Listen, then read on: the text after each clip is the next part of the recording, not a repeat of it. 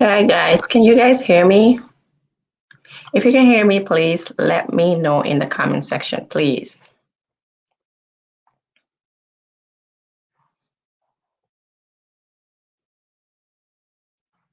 Hi Mimi, how are you? Can you hear me?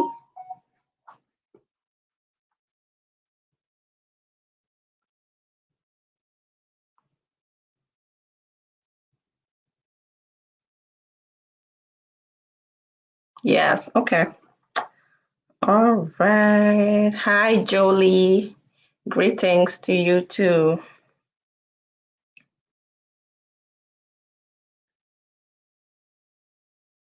Thank you, okay.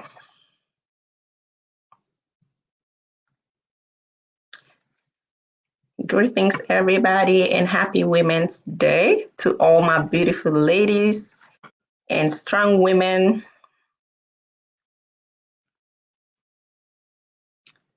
Let me go watch. Please hit the like button as you guys come in, please.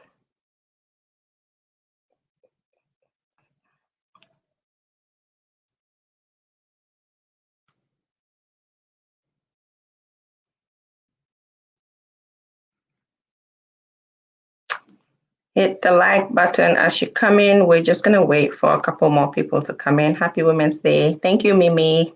I hope you had a good one too. For more people to come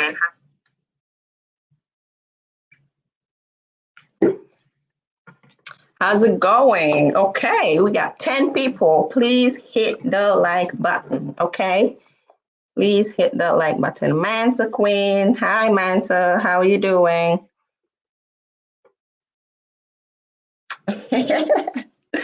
Look at you. I'm good. And you?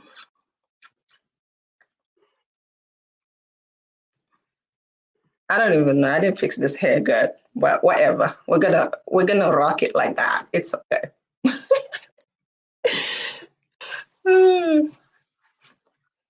Hit the like button as you come in. Hit the like button as you come in. So today is Women's Day, and we are going to be discussing women. Okay. Women, especially African women, because this topic is more related to African women. So, yeah. Hi, did something happen, or is this just a general topic? Well, yeah, it's a general topic and also kind of related to some things that are happening as well. But it is a general topic because these are things that happen all the time anyways. But yeah, welcome, Stella. Welcome. Thank you for joining. So How's the day going? I mean, how did the day go? It was Women's Day, so I hope everybody enjoyed it and everybody had a good day and you have like good people around you that wish you well, appreciate you because it's very, very important for us to be appreciated. I mean, every to me, I think every day is Women's Day, period. Because we are rocking every day. We are strong every day. It never changes. We are multitaskers. We just try to make things work in as much as it can be hard for us sometimes. But we do what we got to do, don't we? So I don't think there should be a day that is just given to us like that, a single day. I think we should be appreciated every day. Maybe today could be like extra appreciation day probably, but for me I think every single day I need to be appreciated and I want to be appreciated, and I believe that is the same for all other women because you know we are incomparable, period. Whether you agree or not, that's what I think. Anyways, thank you too, Stella. Thank you too. Anyways, like I said, today is Women's Day, and we're going to be concentrated more on women and African women, and kind of some of the cultures that affects us as women. And I'm going to relate some topics in Gambia, but I believe these are things that don't only happen in the Gambia. I think it happens everywhere, and not just Gambia, everywhere in Africa, because in Africa, we do have, not the same cultures, but very similar ones, if that makes sense.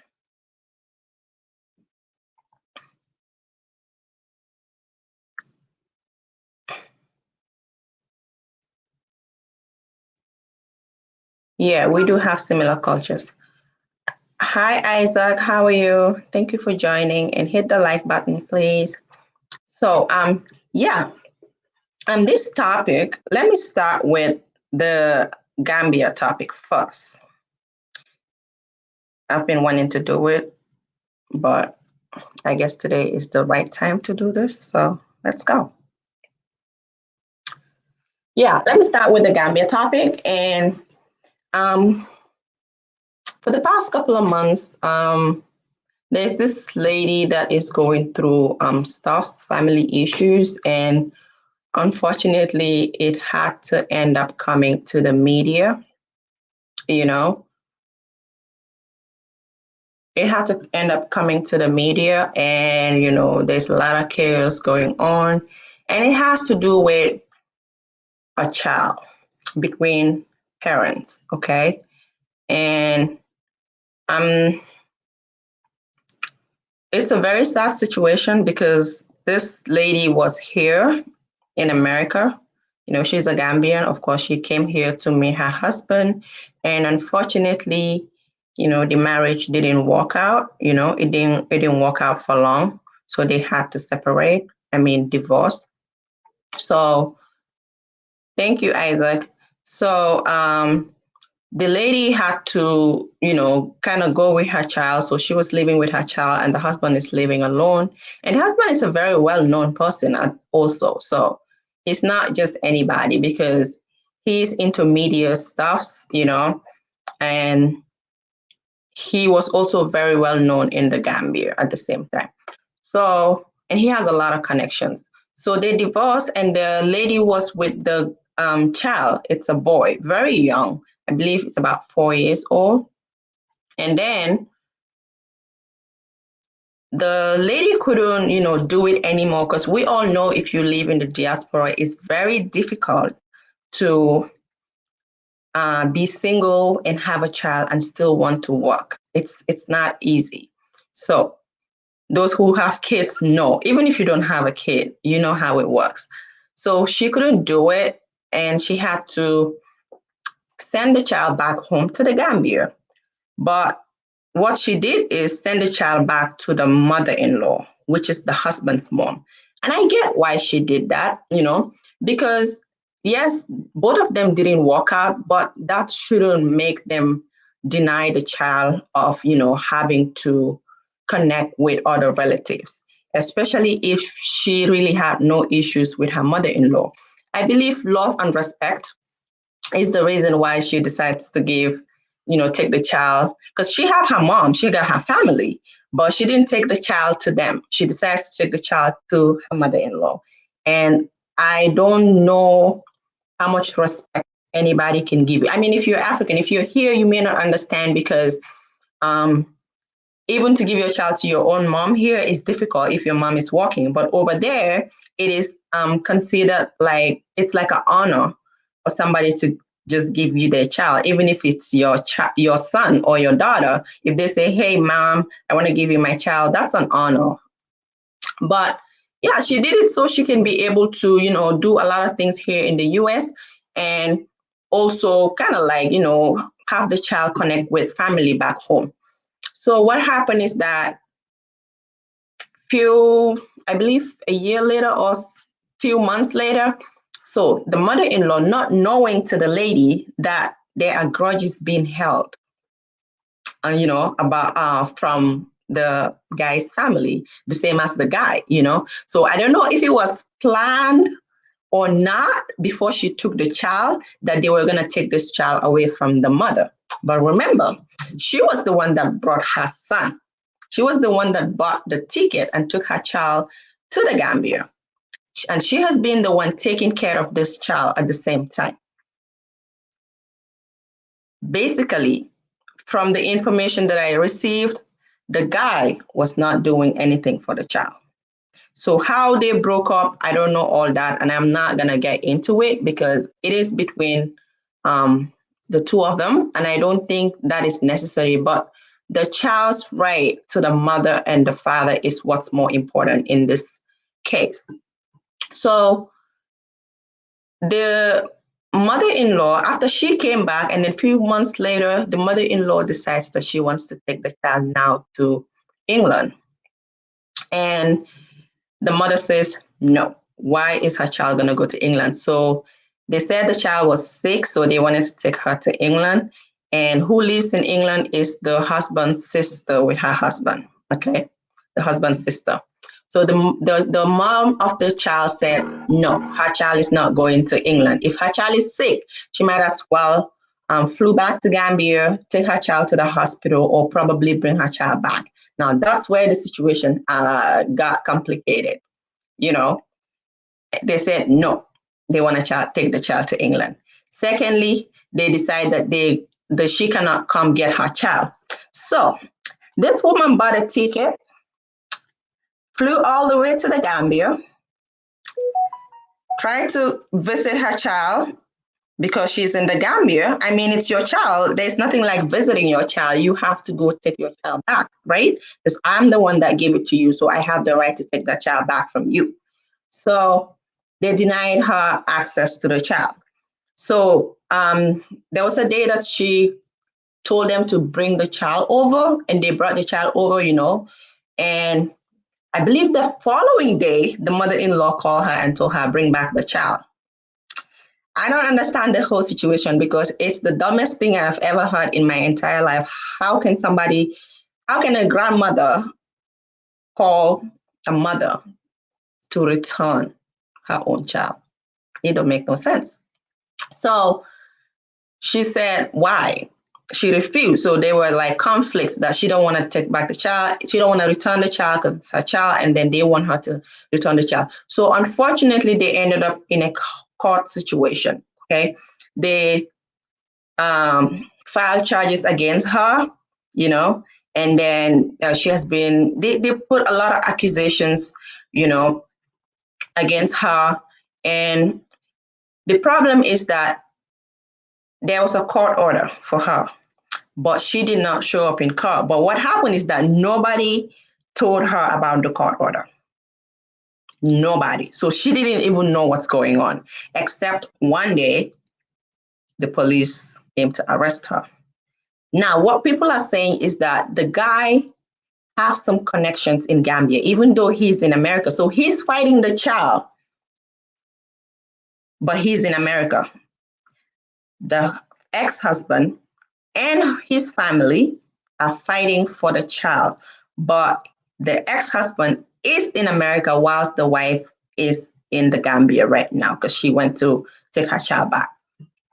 So they're still in court right now. So we're hoping things are gonna be okay, because we've been getting updates on our women's group. So we're hoping things are gonna be okay for her. And it looks like, according to what our sisters say, the ruling may be in her favor somehow. So now the reason why I wanted to talk about this is the African culture of wanting to take a child from the mother just because the mother and the father are not married again or are not in good terms. Okay? What we don't understand is that we're affecting the child more than we think we're hurting each other. Because sometimes some people think they're hurting the women when they're really not. They are hurting the child. Because if you hurt a mother, you hurt her child. So if you're doing something, you need to think what your child is going to feel, or put yourself in that child's shoe and try to think if you're going to be happy if somebody treats you like that. This woman has been stuck in the Gambia for the past, I believe, almost 1 year just because of a child. And it's so sad that this issue had to end up in the media, because now the wife had to come and seek for help on the media because she doesn't have help.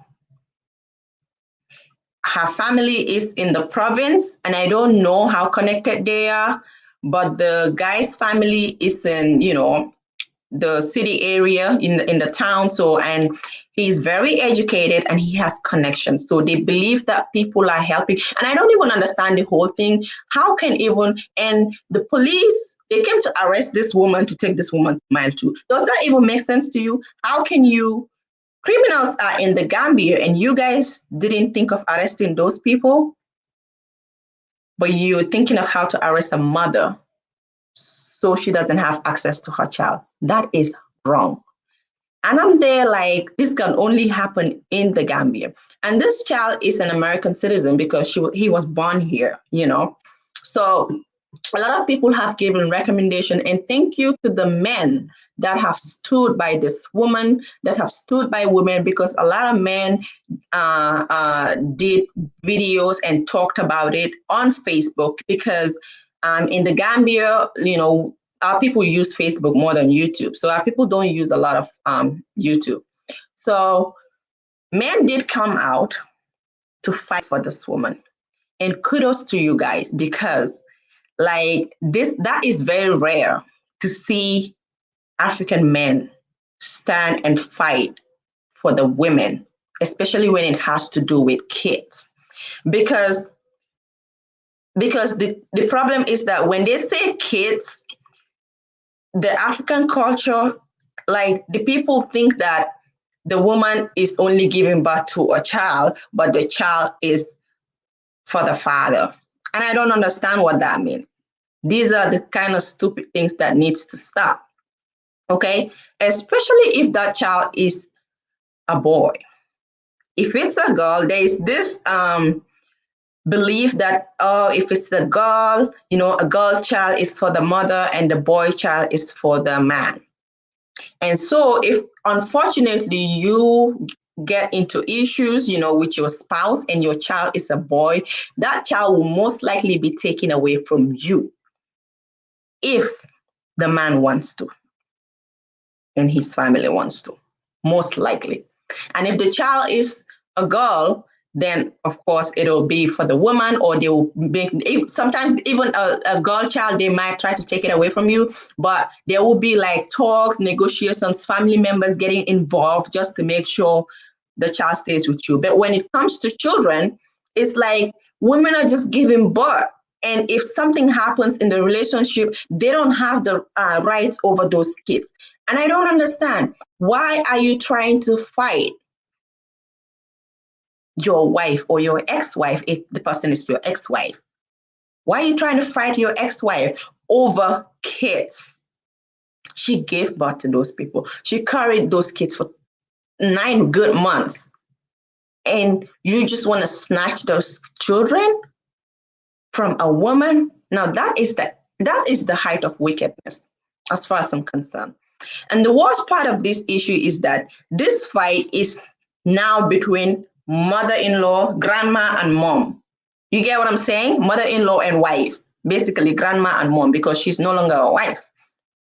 So, and if you guys have any idea, if that really makes sense to you, can a mother be alive, healthy, fit, always been taking care of her son, and the mother-in-law wants to take that child away from you? If that makes any sense to any woman.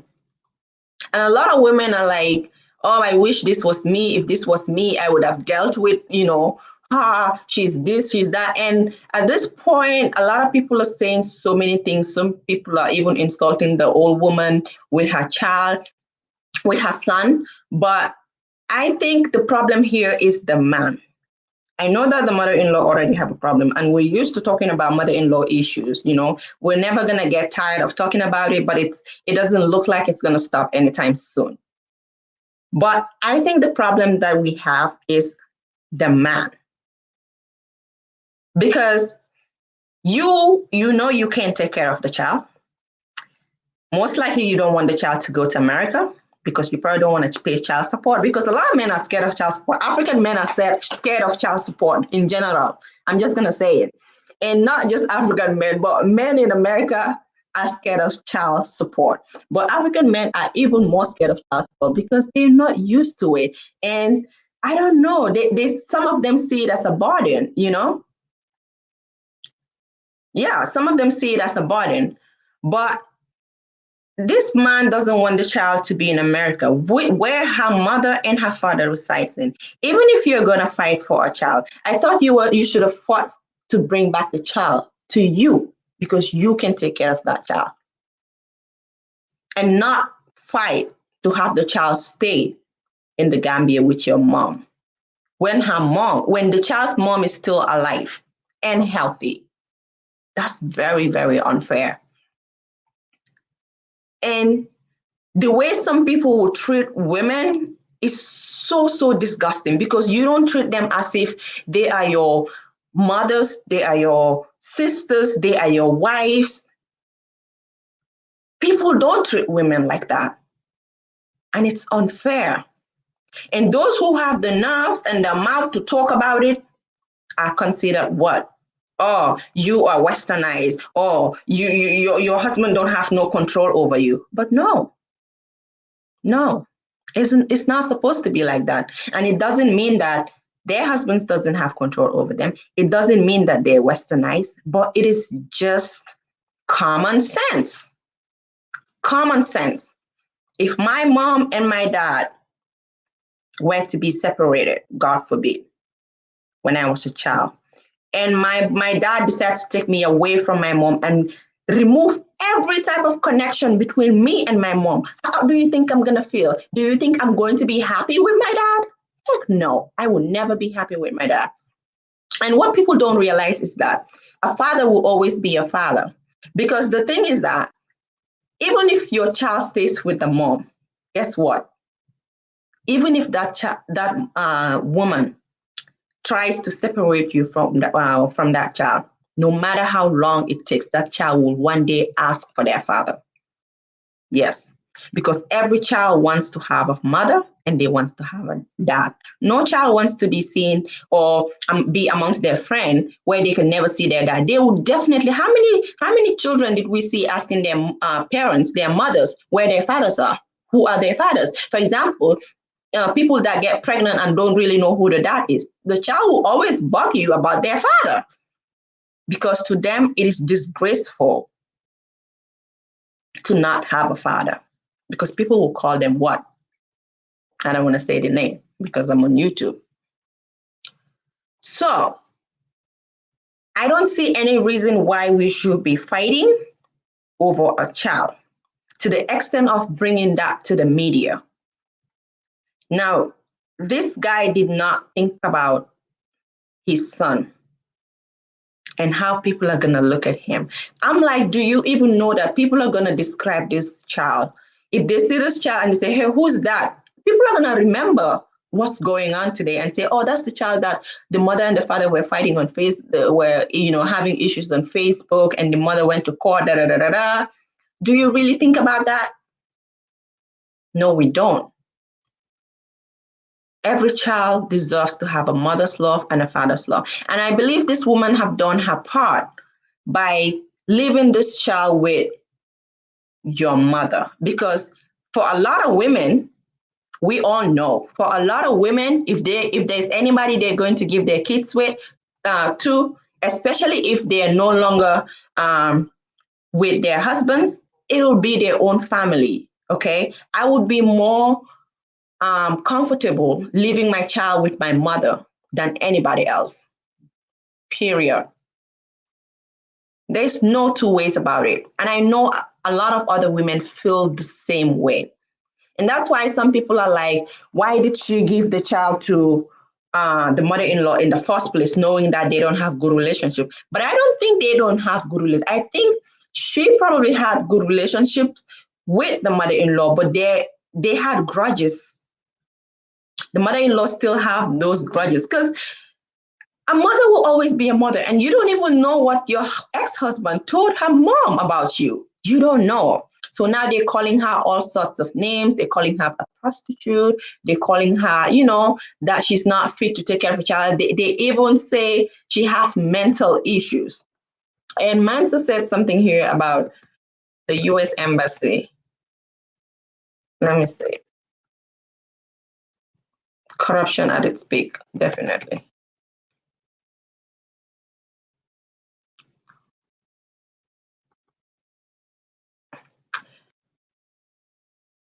Why should he be scared of the government forcing you to take care of your own child? Exactly. I really don't know why he's scared, but I don't know if that's a question that I wonder all the time, because I also know somebody who actually told, that's an African again, told the ex-wife that I'm going to go back to Sierra Leone if you put me to child support. If you ever put me to child support, I will return back to my. And I'm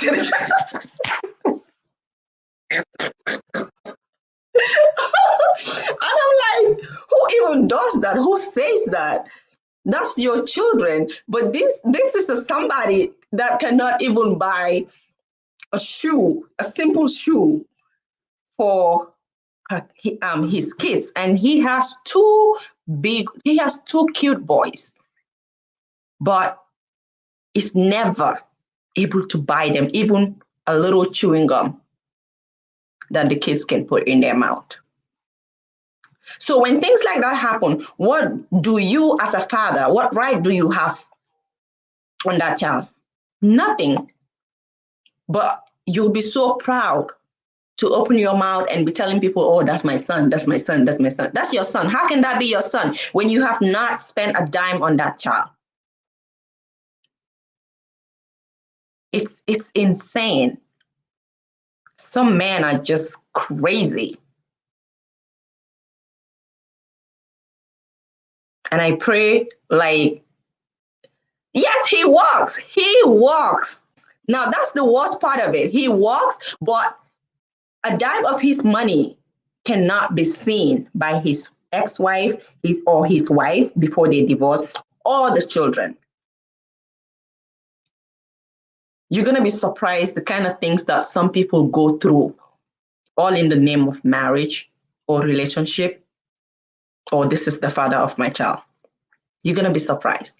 And I'm not going to say women are perfect, because we have some crazy women too. We have some crazy women. We have women that are not very appreciative of what they get. And I see women that are also, that have everything that they need, but they are not satisfied, or they don't appreciate what they have. There are people like that. Some people have caring husbands. Some people have husbands that do everything for them. Some people are sitting at home not having to work, but still they cannot keep their home in place. Still, they cannot keep their man. Now, those are women who also men always complain about. But we also, like a lot of us, also have men that are like crazy, crazy, crazy, basically useless. Because if you cannot buy a pot of milk or can of milk for your child, then you're useless. You are useless if you can't buy one shoe for your child ever since your child was born. Whether you're staying with the child or not, even if they're staying with their mom, how can you consider yourself a father when you have not contributed anything to that child's growth? I don't get it.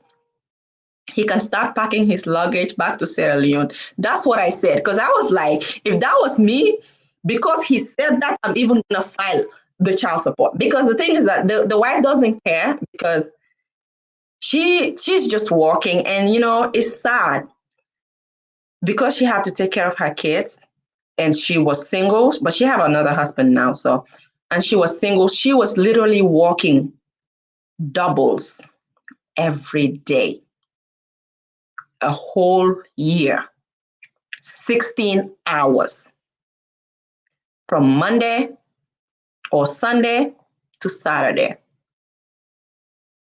doubles.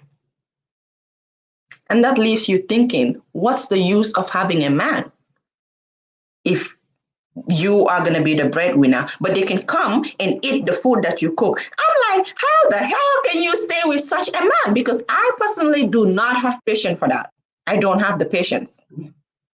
So some women, I feel like, really have too much patience, and marriage can make them do crazy things without them even realizing it. You know how people would make marriage look like you must die in it. You have to die in marriage, even if you're suffering, even if you're dying. And this is why so many people die and nobody knows how they died. Because what? They died of heartache, confusion, suffering in the name of marriage. Marriage is meant to be beautiful. It is meant to be enjoyed. You're meant to be happy. I know we have our ups and downs. None of us have the perfect marriage. If anybody is coming to you and telling you that, oh, I have the perfect marriage, I never, have arguments with my husband, or my husband has never yelled at me, they're lying. They're lying. That's not true. Because we all have our bad days. But then the good thing is that we realize our mistakes and we apologize to each other. And we try to make it work. There is no two perfect couples. It's always two people, two imperfect people coming together to make it work. And by coming together, you need to respect each other. You need to love each other. And you need to have empathy for your spouse. And this is vice versa. It's not only for men, because as women too, we need to have empathy for our men.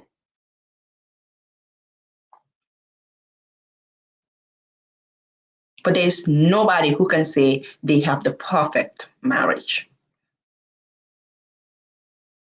But the problem is that some women don't even have a voice in their homes.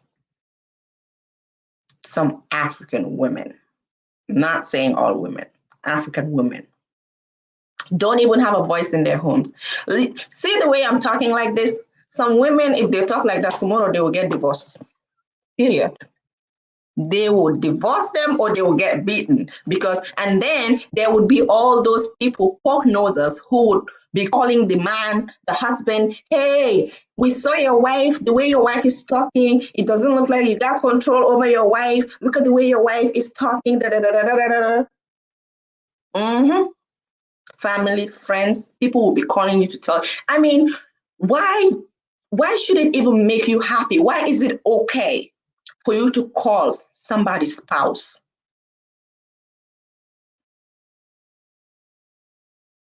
Why are you concerned? Why are you concerned about somebody else's wife or husband instead of yours? And the worst part is that when we have family members poke nosing into their brothers and sisters and in-laws affairs, that's the worst part. That's the worst thing that can happen to any woman. Having been married to somebody where it's more like the family is just looking at every step that you take. And I blame the men for this. I blame the men for this. Because let's say your sister comes to report your wife to you. Okay, I saw your wife, or especially those who are like in the diaspora and their wives are back home. Like, I saw your wife, this and that. You should try to stop that person right there. Because that's where trouble starts. But we give people the right in the name of family to treat and talk about your wives anyhow they want. And you think everything is going to be okay. Like that woman doesn't have feelings, or they shouldn't be mad about it. Why are you giving rights to other people to have a say in your relationship? Why? And as far as I'm concerned, your mother, the wife's mother, your sister, the wife's sister, your father, the wife's sister, they're all third parties and they have no business in your relationship with your wife or your husband. No business whatsoever. She said prognosing. Haven't had that in a long time. I know, right? If these people have rights, if you think your in-laws have a say in your relationship, fine. I understand that in Africa we have this like culture, like when you're married, you marry a whole family. Okay. So what I'm saying is, like, I'm not trying to exclude them, because when things happen, we kind of like discuss as families, we talk as a family, and we are able to settle issues as family. But you can differentiate when people are trying to destroy your relationship and when they're trying to fix it. And I don't understand why some people cannot understand or cannot just see it when people are trying to destroy their happy home. If you cannot protect your wife, then why are you a husband? Why are you a husband if you can't protect your wife from your own people? It's very unfair. And I feel so sorry for some of these women who are just married in the name of, oh, she's married. And even if a woman is dying or a woman is being beaten by her man, domestic violence, you will see people who still send their kids back to a man, all in the name of marriage, because they don't want people to see their child as a divorcee. But that daughter of yours is going through the worst things in life. I mean, people don't kind of, should I say, victimize men when they're divorced. Nobody even talks about it. Nobody even say, oh, he was divorced. If you have to marry again, nobody cares if you were married before or not. What matters is that just get married, and people are ready to see you married, happy, laughing and congratulating you. But let a man go marry a divorcee woman and see how people are going to be talking about it. Sometimes your family members will be like, that woman is already divorced and you want to marry her? People talk about it. Oh, that woman is already divorced. Your friends will tell you, you see all these fresh bloods, you're going to go marry somebody who was married before. And the funny part of it is that sometimes it could even be a divorcee man trying to go marry a divorcee wife, a divorcee woman. You get what I'm saying? Like both of them are divorced. Both of them were married before. But people will still bring up the woman's topic that the woman was married. But they forget the man also was married. But people will still bring it up because she's a woman. It's very, very unfair. And for people like me, I don't have the patience for all that.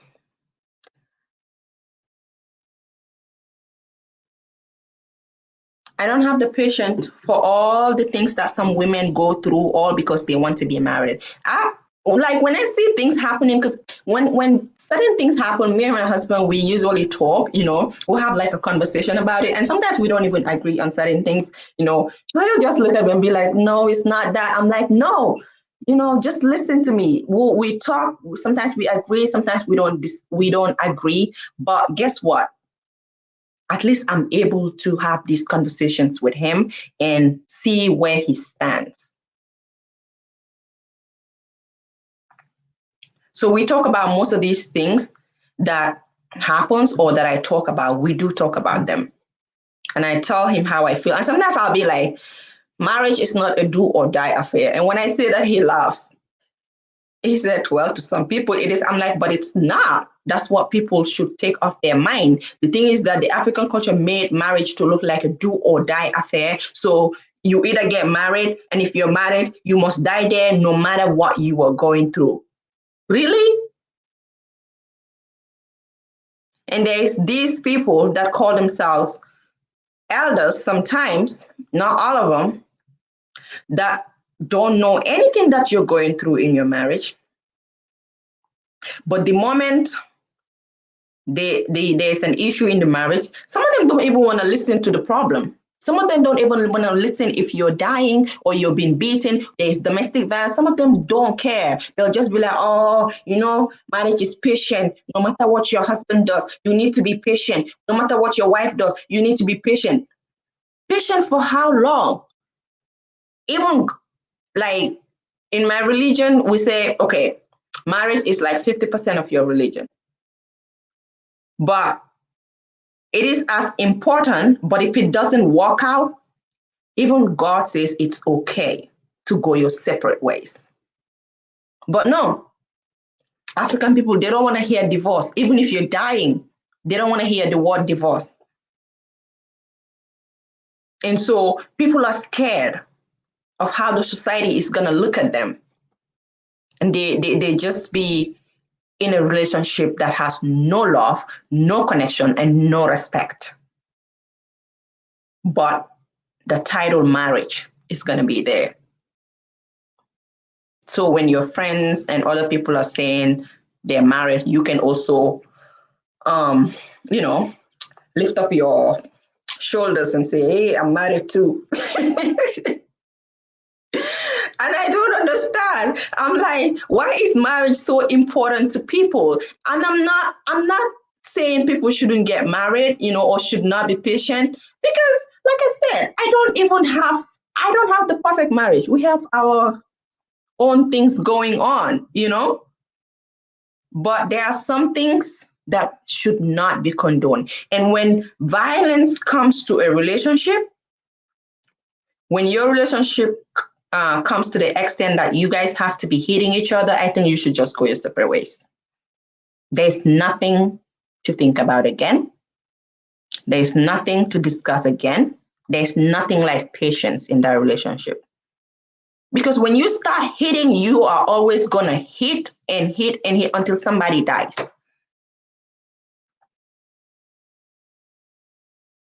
And some women would also think that, oh, a man that always, is very violent or hits you, because maybe you stay long outside or they see you with another man, is because they love you. No, what kind of stupid love is that? You see me outside with another man, or you see me, or you heard something about me, come and question me. Let's talk about it. Why should you hit your woman because you think they're dating somebody else? Even if they're dating somebody else, even if they're dating another person, you have no right to lay your hands on your spouse. You're not supposed to hit your spouse.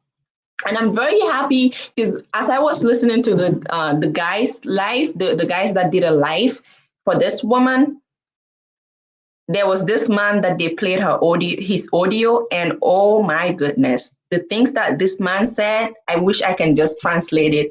I wish I can just play it, but he was speaking in Mandinka. But everything he said, it was like he just shut every man's mouth up. Like there was nothing you can say. He said, let's tell our men the truth. And this is an African man, a Gambian man. He said, let's tell our men the truth. Sometimes the way we treat our women is not right. Why should any man be mad enough to hit a woman? Did her mother and her father give birth to her for you to hit? No. He said, the things that these women do for us, a quarter of it, you guys can never do for them. He said, if a man does wrong, women have the right to take actions against them. If a man does wrong. He said, if a man hits a woman, take him to court if you want. He said the elders should start speaking the truth between men and women, especially in marriage, because that is the number one reason why we have all these problems between men and women. Because when women start to fight, it is kind of like seen as, I would say, it is kind of seen as, they're trying to, it's like people try to compare men and women, and it's not, nobody is trying to be like a man. At least I'm not trying to be like a man. And I don't believe any woman wants to be a man. Men have their role, but this guy said a lot of things that, like, my heart was melting. I was so happy. And all the men on that live, everybody was just so quiet. And I know some people felt guilty about what he was saying, but he roasted them really good. And everything he was saying was the absolute truth. He said, what happened to you when you get back from work, or you're staying in your house with your wife and then you help her with certain house chores? What is wrong with that? But he said, no. He said, when they try to do that, it is the family and friends that will tell you, oh, a woman's bone got stuck in your neck. You behave like a woman, or your woman is using you, or you're scared of your wife. And it's friends and family that will say that. And so men, in order not to get all this bashing from their friends and their families, they don't do it, because to them, being a man means the role of a man is just to come and sit and enjoy everything whilst your woman is suffering, taking care of kids, working at the same time, and cooking, serving you 24/7.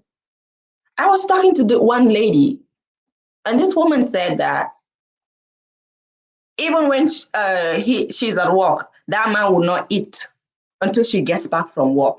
Then as soon as she steps in, the man will say, can I have my lunch? What is that? Like, you can't serve yourself. This woman is not home yet.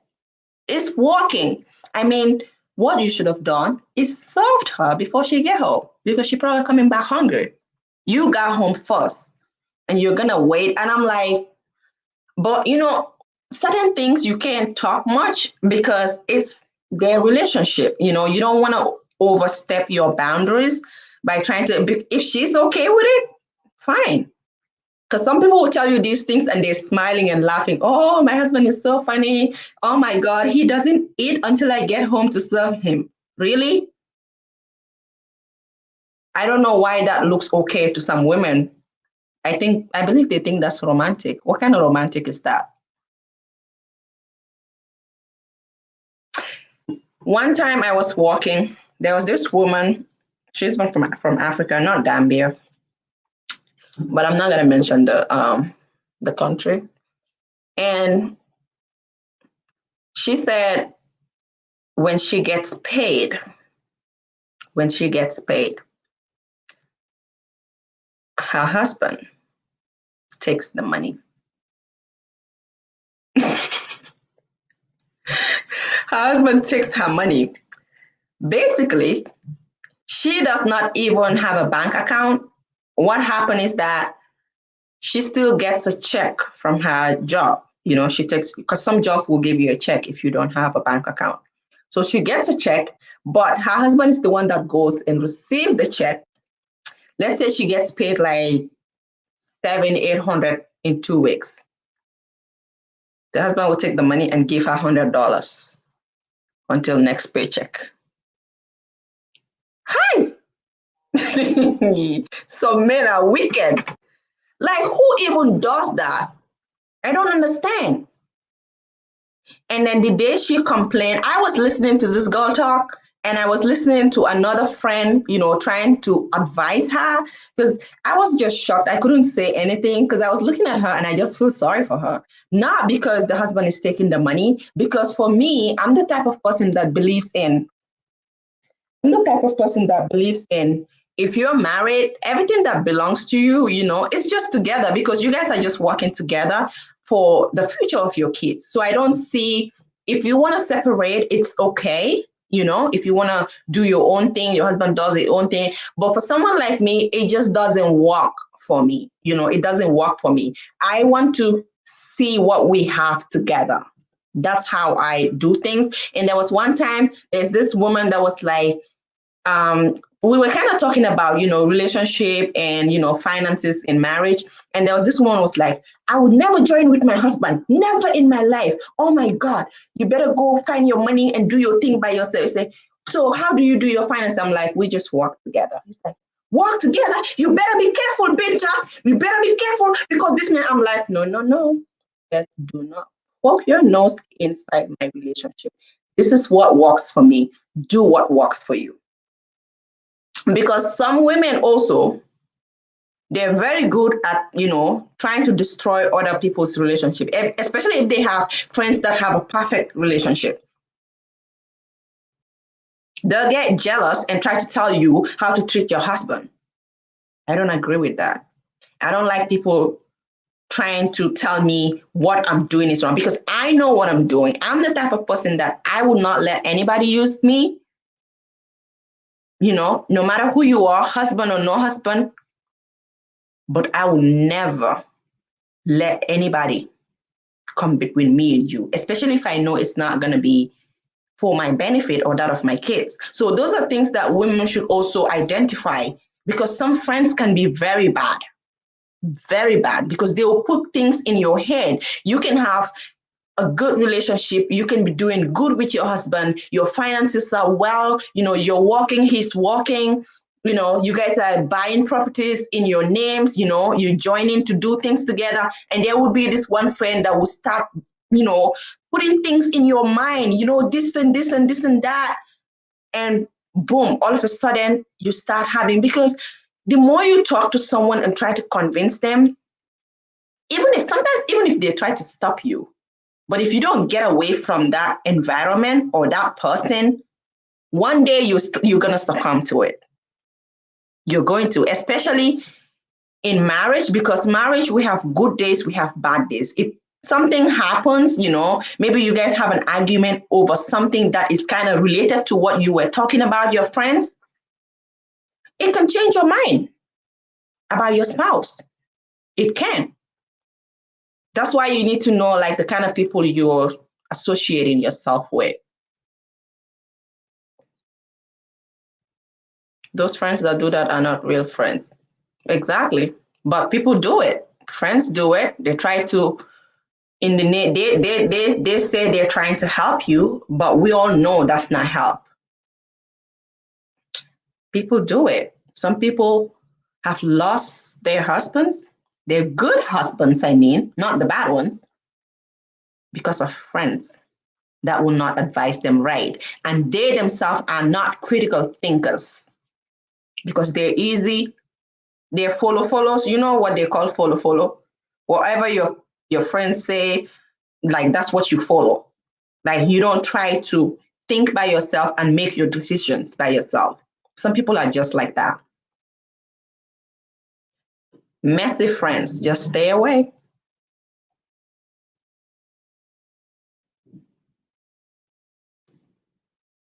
It's so crazy how outsiders, family, friends will be the reason for so many broken homes. If so many people come and tell you how they got divorced, you're going to be shocked. But this woman, like I was saying before I forget, this woman, like her husband takes her money and gives her $100 every 2 weeks. And then the day that she complained, the husband told her, I brought you here. So whatever I give you should be enough for you. What? Wait, let me even ask this question. What's the meaning of that? Like, what does that tell you? Like, what does that mean? It's not like she's a slave. See how some people will treat their women? Some people, their women, and me, I'm like, huh? The marriage will end because there's no way you can open your mouth to tell me that. I told my husband, I'm like, men should stop, especially African men, stop looking at what your wife has. Stop looking at her paycheck. If she doesn't want to give you, stop looking at it. Maybe convince her, talk to her. But some people want to make it by force. Or maybe they have started it in a way that doesn't feel right for the woman. And the woman decides, you know what, I'm going to do it by myself. But you can talk to her. But certain things that you do, it's more like you're treating this person as a slave and you expect them to be okay. And it's so sad because this woman lets her husband do that to her. She lets it, but she complains outside because she knows it's not right, but she does not want to lose him. Basically, the whole world is going to know what you're going through because you're saying it. So why don't you just sit him down and tell him what you want? Tell him you don't appreciate that. Tell him you're not happy. Maybe he'll change. But if he cannot change, include family, your family and his family.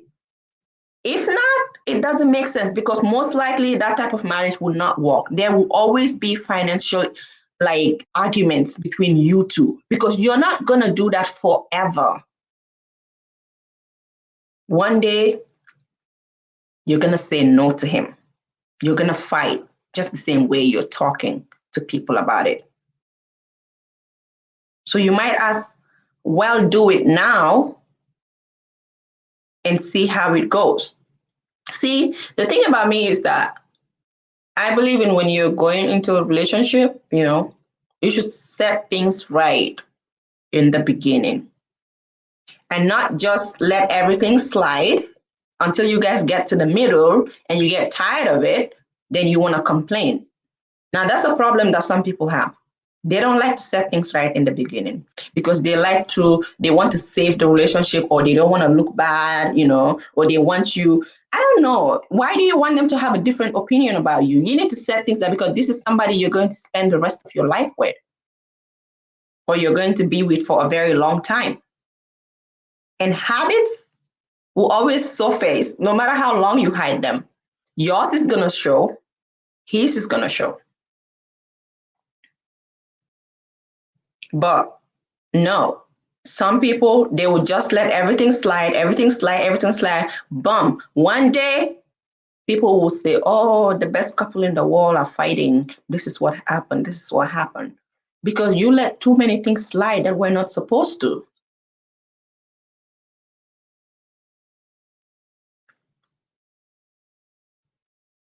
I know maybe some African women, maybe they feel like they don't have a voice, or people are not going to listen to them, or even sometimes your own family, and they feel like they don't have somebody to talk to. But the best person you can talk to, or your spouse, is your spouse. If it doesn't work out, it doesn't. You don't have to beat yourself up. You don't have to be ashamed. You don't have to be, scared. If it doesn't work out, it's better to move on. Because if you have a feeling that this is not working out in the first few years or the first few months, then be rest assured it's never going to work out. So you might as well get out. I have friends that are happily married, but it took a lot of work and healing to get there. That's true, Jahari H. That's true. People, that's what I'm saying. Like, there's no perfect couple. Sometimes people mistake, couples that are working together to make things right, to be perfect, to perfect. They think those people are perfect, but they are not. If a lot of happily married people tell you the things they go through or the things that they have done or their spouse have done, you're not even going to believe it. Sometimes some friends, when you tell them about, yourself or your husband or things that have happened, they'll be like, no, because to them, you just look perfect. And there's a lot of fake relationships out there at the same time. Some people will fake their relationship. Some people will kill each other in the house. And when they go out, they're the perfect couples. And you, who maybe seems imperfect outside, you're thinking, oh, this person is better than me. Look at them. Look at their husband. He loves her. He kisses her. He adores her. He appreciates her. He respects her. Some people are really fake. And if you listen to fake people, you better identify your fake friends.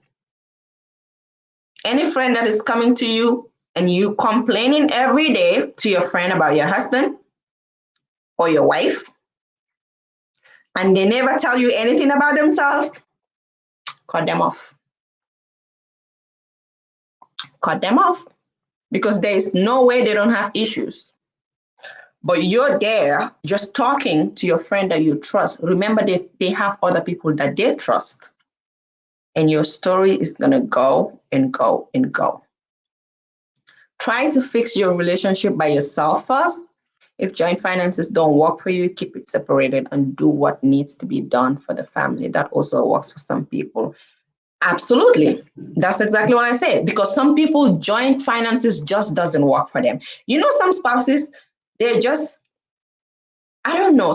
Okay, if you have a husband who spends too much or spends on silly things or is not somebody who plans for the future, and you think your joint finance is not going to work, you have to be separated. He may not like it, but you got to do what you got to do. And if you have a wife who's, I feel like some men say that's common with us women, they say, women, when you join with them, so they would rather separate. Fine. And if it works with you, fine. But now the problem with joining also is that, especially in the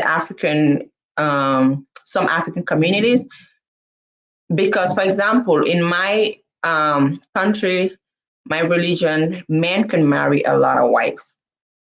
Okay. And some women are scared that the man is eventually going to go marry somebody else with your hard-earned money. And women don't like it, and I don't blame them, because that's their money. Men need to know that if you're going to marry a second wife, it better be your hard-earned money and not the woman's money, because that have been issues, that have happened in Gambia, Gambians that are in the diaspora, or even other Africans, where you would be working hard for your money, making things work, paying your bills, helping your husband to pay bills. You guys want to build a home back home. You join your finances to build a home back home. And guess what happens? The man will marry a second wife. When you guys have joint accounts, joint properties, and some people will even try to put the other woman in your house because that is your home. And women would say no to it. And sometimes a lot of people will be like, oh, this is wickedness, it's the husband. And sometimes the problem is that some African families don't understand that you guys are doing things together. Some people think that it's the husband's money, but there's a lot of African women that are married. They're doing everything with their husband together, but still nobody knows. Even the properties that they own, everybody thinks it belongs to the husband. And that's where it's important for you as a man to tell your family what your wife is doing for you. But some people will not do that. They will not talk about the efforts that their wives are making.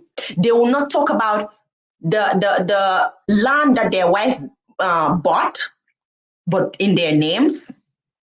Because some people will buy land, in both the husband and the wife name because they're married. They'll be like, let's just put both of our names there because they love you, they respect you, and they just want to help because you're married. But some men would never, especially if you have a family who are always bugging you, you should tell them the truth, especially if your wife is stood by you. If your wife stood by you in hard times, you should always appreciate her. But it's not just appreciating her and saying, thank you, my wife, you're a good woman. You should tell your family what this woman is doing. Tell your mother how your wife is paying such and such bills so you don't have to work double times. Because sometimes this is the problem that we have, and some people, they're here suffering, sending money back home because probably they have a nice home here, and they tell their family, oh, we bought a house, we have a big home here, and you guys are building a home back home, and your family goes cuckoo, they go mad because to them, oh, my son, your son is making so much money, and they even think the wife is enjoying your money. Because some family members, they don't even like to see a man that takes care of their wives, that much. When you do too much for the wife, I did this for my wife, I did this for my wife, I bought land for my wife. Some people try to frown, they start frowning their face. They will go mad, and they start saying, she's the only one eating my son's money because people are so entitled. He's the one eating my son's money. He's enjoying all my son's money. My brother's money will finish. This woman, look at the way he dressed. Look at the car that my brother bought for her. But my brother did not buy my mother a car. People are so entitled. Africans are so entitled. I don't even understand. If I want to talk about you guys, your entitlement, I'm going to stay here for next 3 hours.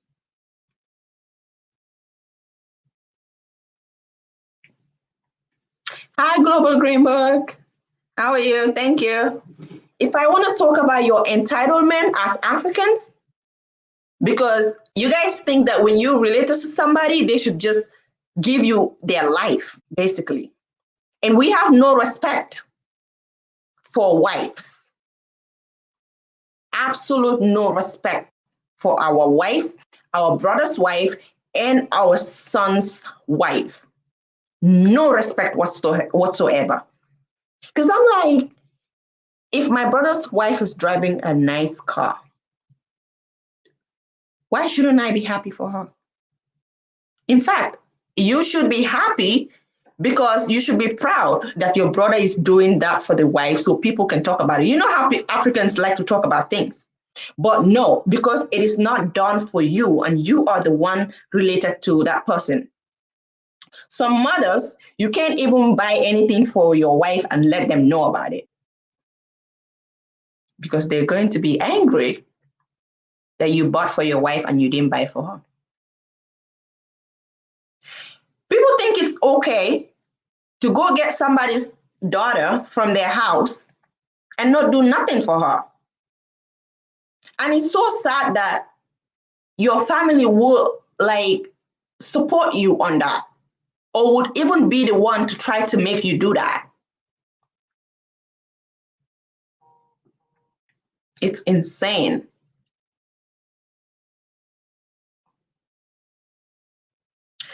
I don't know why you as you're a mother-in-law.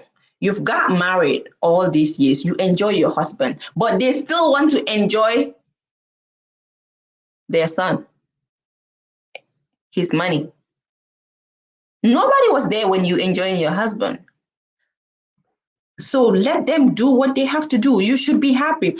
I always tell my mom, like, if I'm going to a party or something, like if I dress up and I take a picture and I send it to her, like the first thing she would say is that, oh my God, that dress is so good. It's so nice. Can you please send it to Sita? Because Sita is my brother's wife. And I look at her, I'm like, so you think Sita is the only person that that should dress good, not us? It was like, well, yeah, she's my daughter-in-law. If you guys don't do it, who's gonna do it for her? You have to do it for her. Even if your brother don't do it, you have to do it. And I'm so appreciative because I feel like she's teaching us something. you know she said, if we don't do it, if I as a sister don't do it, who's going to do it for her? She didn't think about her family because she have a family too, but she didn't think about it because she's now part of our family. The moment a wife leaves her parents' home to enter a man's house, she becomes the husband's family. And you guys should be the one to support her. But no, Africans will be fighting their brother's wife. They'll be fighting their son's wife because the son is spending too much on the wife.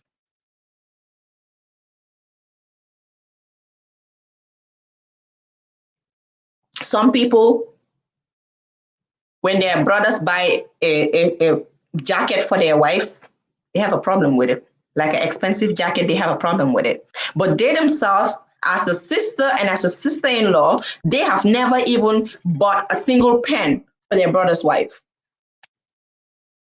That's mean. It's wicked. Well, but people do it. People do it. They'll put their eyes on something that doesn't belong to them. And that entitlement of, it's my relatives, we're from the same mother, that's my son.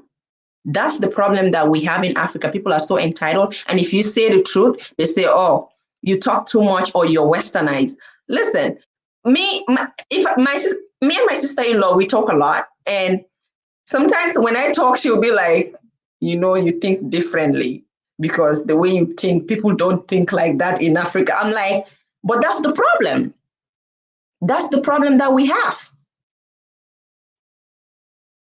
People think they can treat wives anyhow, but it's not right. You're going to see a woman who maybe her mother and her father can say, this is my best child amongst all my kids. I can't say nothing to this child. She's just amazing. The moment she get married, the husband's family will make her the worst person in the world. They would tag her the worst person in the world. I'm married, yes. Why do you ask? Because you don't think I should be talking about it if I wasn't married? I'm married, happily married.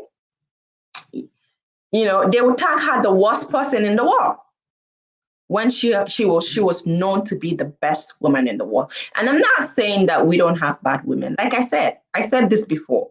We have women who are bad. And when we talk about domestic violence, there are women that even, beat up or, are very violent towards their husband. But husbands don't really talk about it because, it's very rare to see an African man come and say, oh, my wife, abused me. My wife did this, because you'll be so ashamed, because the society will look at you like a fool. They will look at you like you are not a man. Basically, men can go through abuse and it's okay, but women cannot go through abuse. Because normally when a woman is abused, the whole world will know, if you want them to know. But if a man is abused, you have to hide it, because in the African society, it is shameful for a man to come and say they were abused by a woman. But it happens. Some women will abuse their husbands mentally, physically, and emotionally.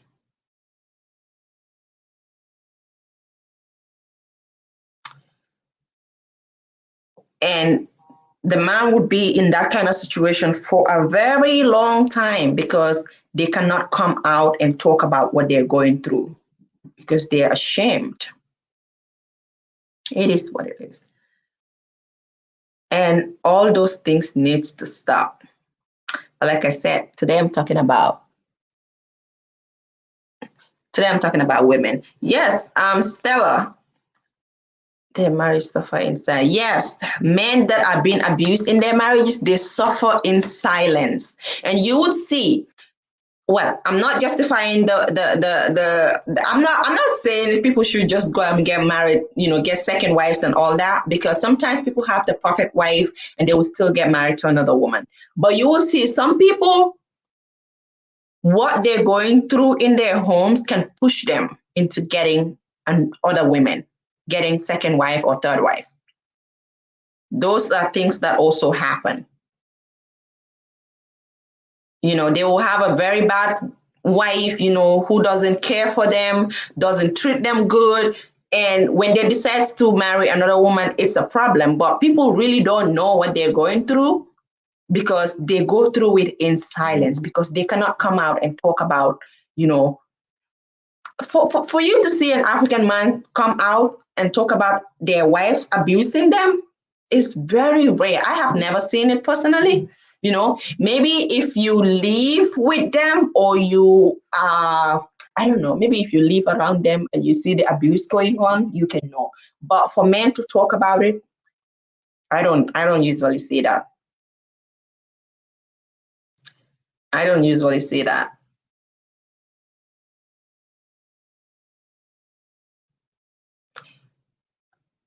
Well, most of the brothers in America are suffering in the hands of their African wives. Really? Well, it's not just in America. Most of the women are suffering in the hands of their husbands too. So this is like, it's not a problem for only men. It's a problem for both men and women, you know. But what I'm saying is that most of these things are more common. Most of these things happen to women more. As an African, I'm talking as an African woman. Even though I know men also do go through it, I didn't deny that fact, but women do go through it more. Like, African women would do anything. I don't know if anybody wants to come in before I go. Let me put in the link. Most of the African women will go through a lot of things, and they will just try to save that marriage. Like I said, the society, being divorced as an African woman, the society looks at you in, some type of way. And for that reason, some people, they just would stay. You will hear some people saying that, I just stayed because of my kids. Why are they saying that? Because of their kids. I just stayed because of what people are going to say. So people are more concerned with how the society is going to look at them and say about them. Even if it's because of your kids, let's even remove society out of it. Even if it's because of your kids, I don't see a reason why you should die all because you want to stay. You might as well just because, and I understand because sometimes the reason why people say because of my kids, that's going to trace us back to taking kids away from their mothers. That traces back to taking kids away from their mothers. You know, when African women say, I just stayed in this marriage because of my kids, and you see some people are even 50, 70 years old, they will be telling their kids, you know, I just stayed in the marriage because of you guys, but your father dealt with me. And that doesn't even make those kids happy. But you know the reason why they say that? And me and a lot of people will say, why would you stay because of them? You might as well leave because it won't make a difference. Okay, if you leave and you didn't have the chance to live with your kids, because most likely if you leave because you're not happy or you have issues going on, most likely you may not be able to live with the kids. Because like I said, it's more like you give birth, but you give birth, the man owns the kids more in the African society. Okay, so if you leave, you don't live with your kids, the women are thinking, who is the next woman coming? And what are they going to do to my kids? How will they treat my children? So some people will be stuck in a marriage because they are scared that their kids may be abused behind them.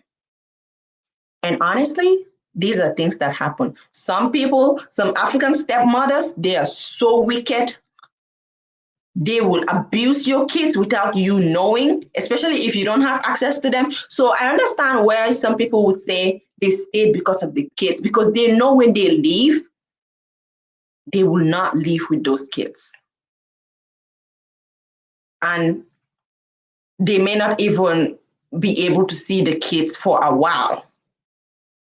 Maybe once, even for the kids to go for holidays may be a problem for them. So they'll just be like, you know what, I'm just going to make this sacrifice for them. I'll stay in this marriage. Even if I'm going to die in there, I'll just stay to make sure these kids have what they want and they're not abused, you know, just to take care of the kids.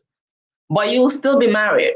And that's the worst thing that can happen to anybody. Like being in a marriage that you're not happy in, but you made such a big sacrifice, because that's a big sacrifice. Somehow I would say it's worth it, because most likely if you're not there, you don't know what those kids are going to go through.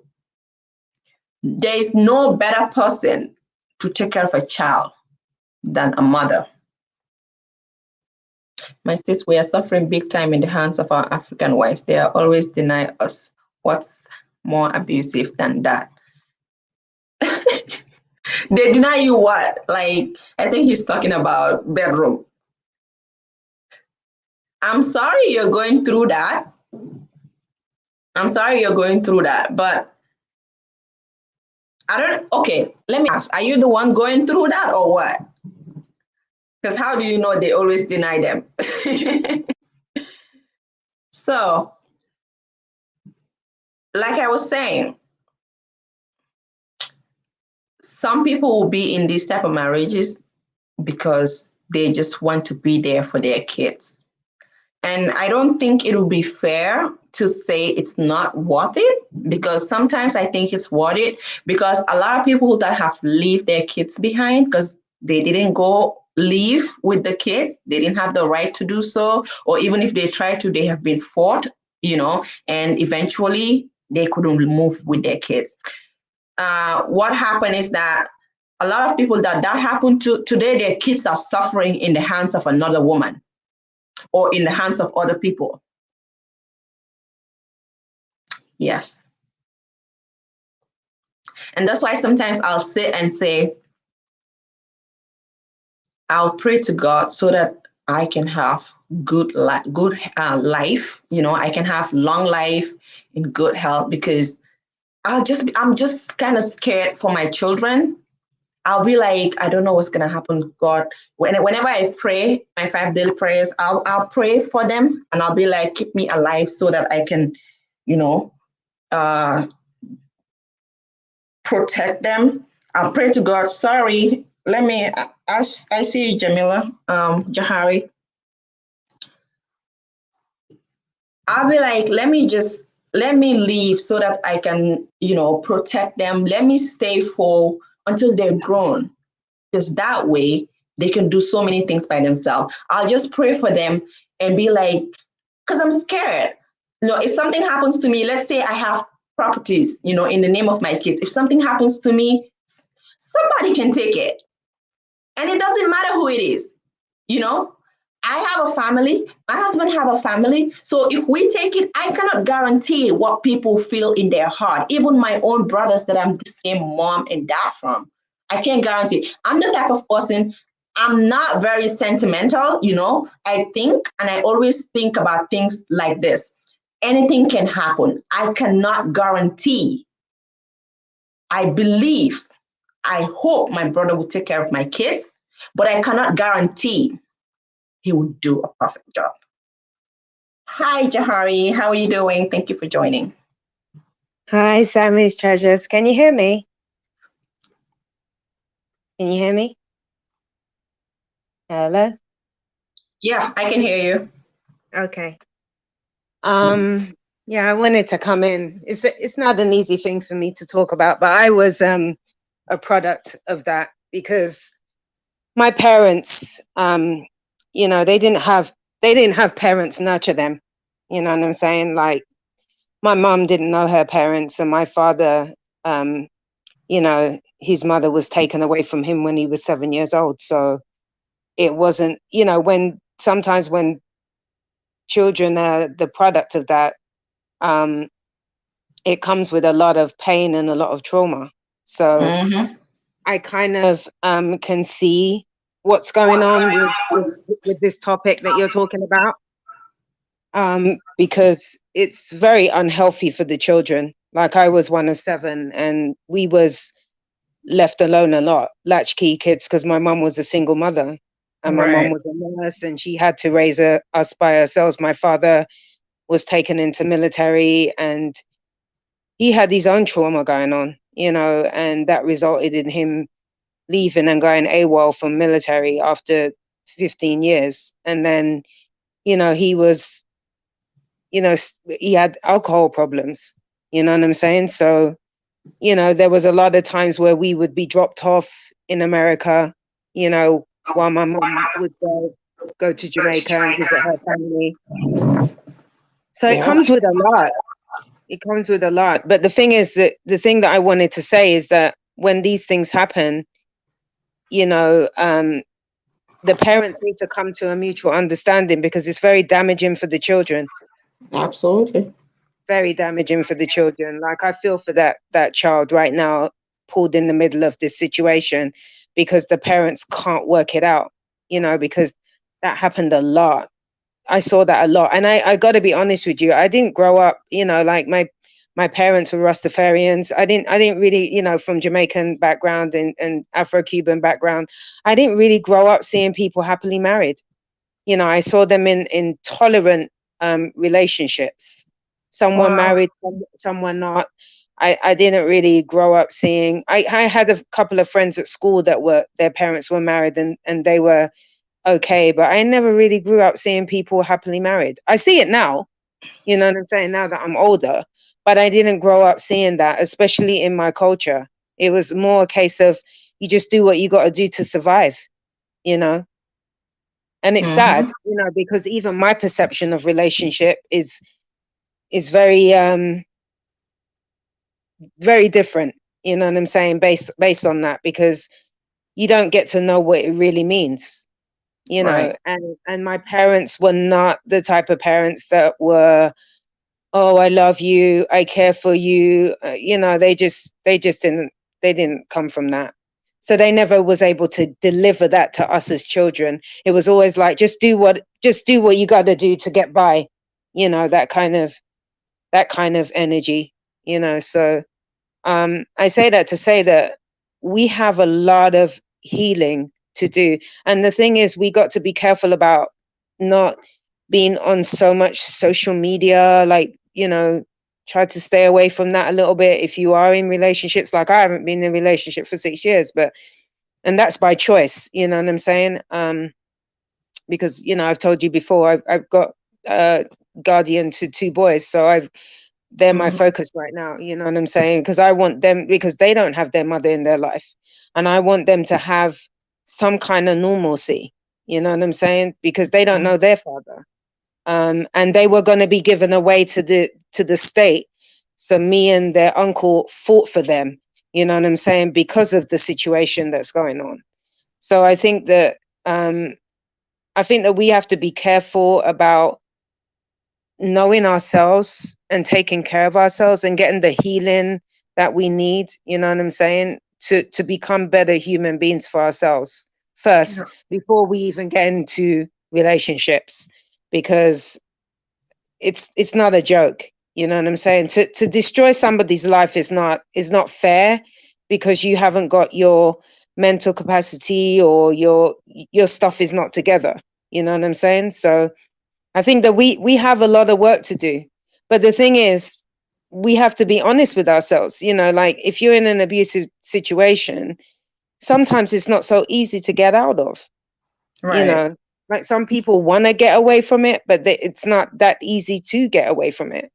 You know, I've seen that happen to people before, even in my own family, close to me as well. I've seen it happen to aunts. I've seen it happen to, you know, a lot of people in my family. So from even my sister, you know what I'm saying? My sister was in an abusive relationship for 17 years, and she didn't tell Wow. us.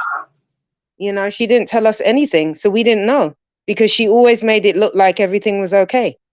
That's it. So it's a tough one. It's a tough one, and I sympathize. Like there's a guy that's saying that, you know, like the guy that's saying that he's subjected to abuse by his wife and been denied. I've seen that too. I've seen that too. Yeah, it does You know, happen. It does. yeah, I've seen that too. I've got a friend that walked out on her husband and 3 kids. She just left. She just had enough, and she just walked out and left. So, you know, we have to talk about our issues more, I think, you know what I mean? If something's bothering us, we have to talk about it more and be more honest about if the fact that if we're not happy, we have to say, I'm not happy, and here is my reason why. Wow. And you said something. You said your sister been abused for 17 years. Can you see how long that is? And somebody had to stay in there, Yeah. and they never told anybody about it, even their own No, family. no, That's insane. And this is things that I would say some people would stay for like till the end of that marriage, till the yeah, day either one of them dies. Some people would yeah, stay that long.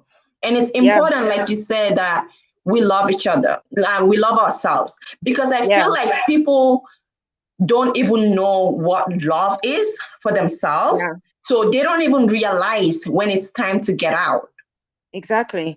And I because think that they can't differentiate love and abuse. Some people will exactly, mistake abuse for love. I see women who are happy to have a violent man because they yeah. say that is romantic. I'm like, what? But you know what, Sammy? You know what, Sammy? I gotta be honest with you. Like I saw that a lot in my life growing up. I saw, you know, women being beaten almost to death. You know what I'm saying? Like seriously, like in my own family. And they call You it know, love. like and the women would you know, go through all of that pain and heal themselves, and then, you know, a few days later they'd be back with their husbands. You know what I mean? Like even through all of that, or he'll come and get them and drag them back to the house. You know, I saw that a lot growing up, especially like, you know, coming from Jamaican, and I'm not saying it to say that it doesn't happen in other cultures, but I'm talking about my experience. You know what I mean? Growing up like with Jamaican and Cuban, you know, background, I saw that abuse a lot. Okay, because Mhm. the trauma, you know, from so much hurt and pain and the suffering and the poverty and all of that, it came, that's what it came with. That was the package. That's So true. it's very, very hard. And for me, it made me feel like I don't ever want to be hurt like that.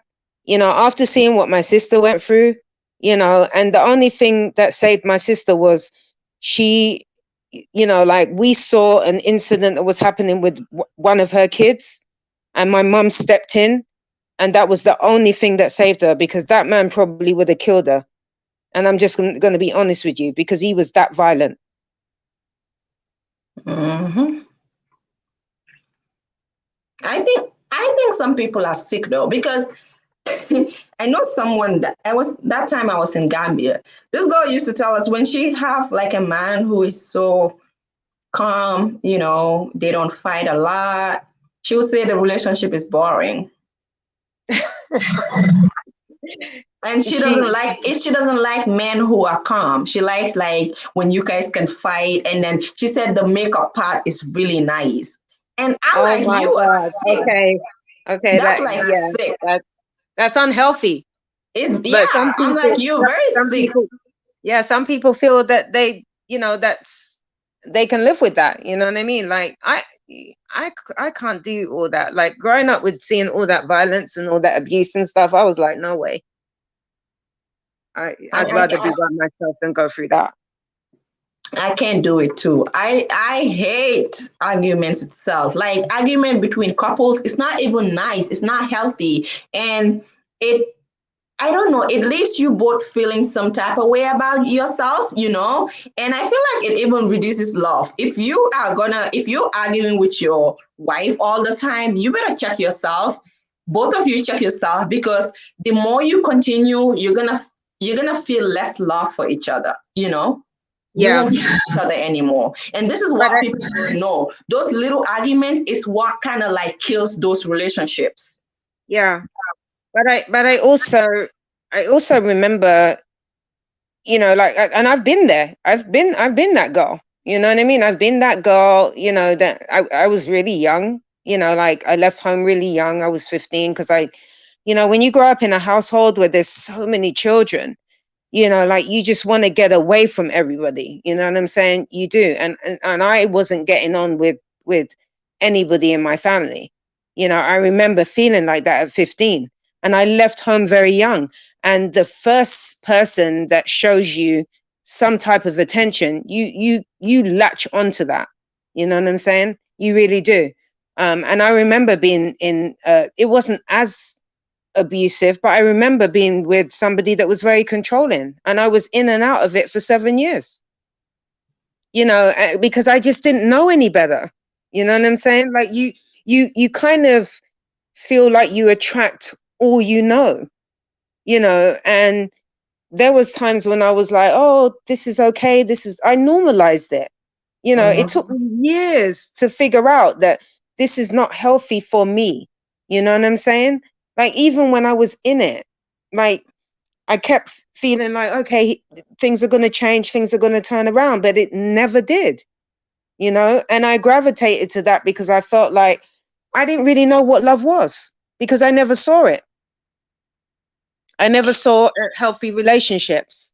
You I know, didn't. I think like it's good that you left, because I feel like the controlling relationship, a controlling man is even worse, because it's like he is a combination of all of them. You Yeah. know, because some people will not control you, but when things happen, they can be violent. Yes.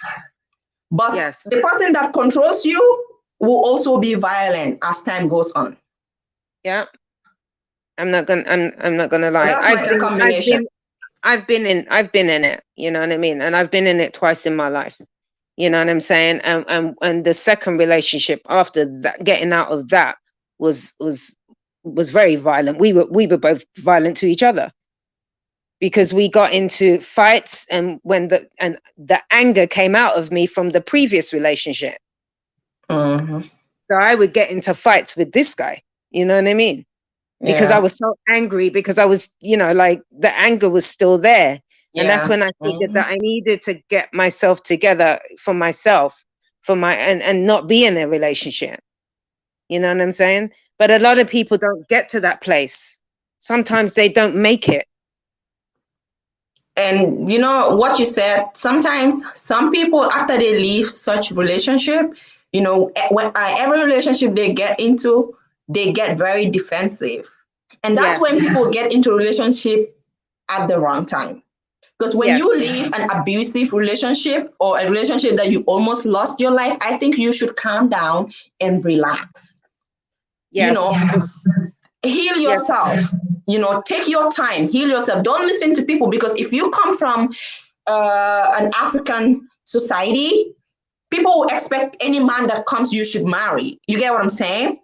And even if you say no to those men, people will be like, you're mad. You know, you divorced. Who's going to marry you? You have a good man. So it's like the first man that comes, you have to grab them quickly, because there may not be another man, because you are divorced.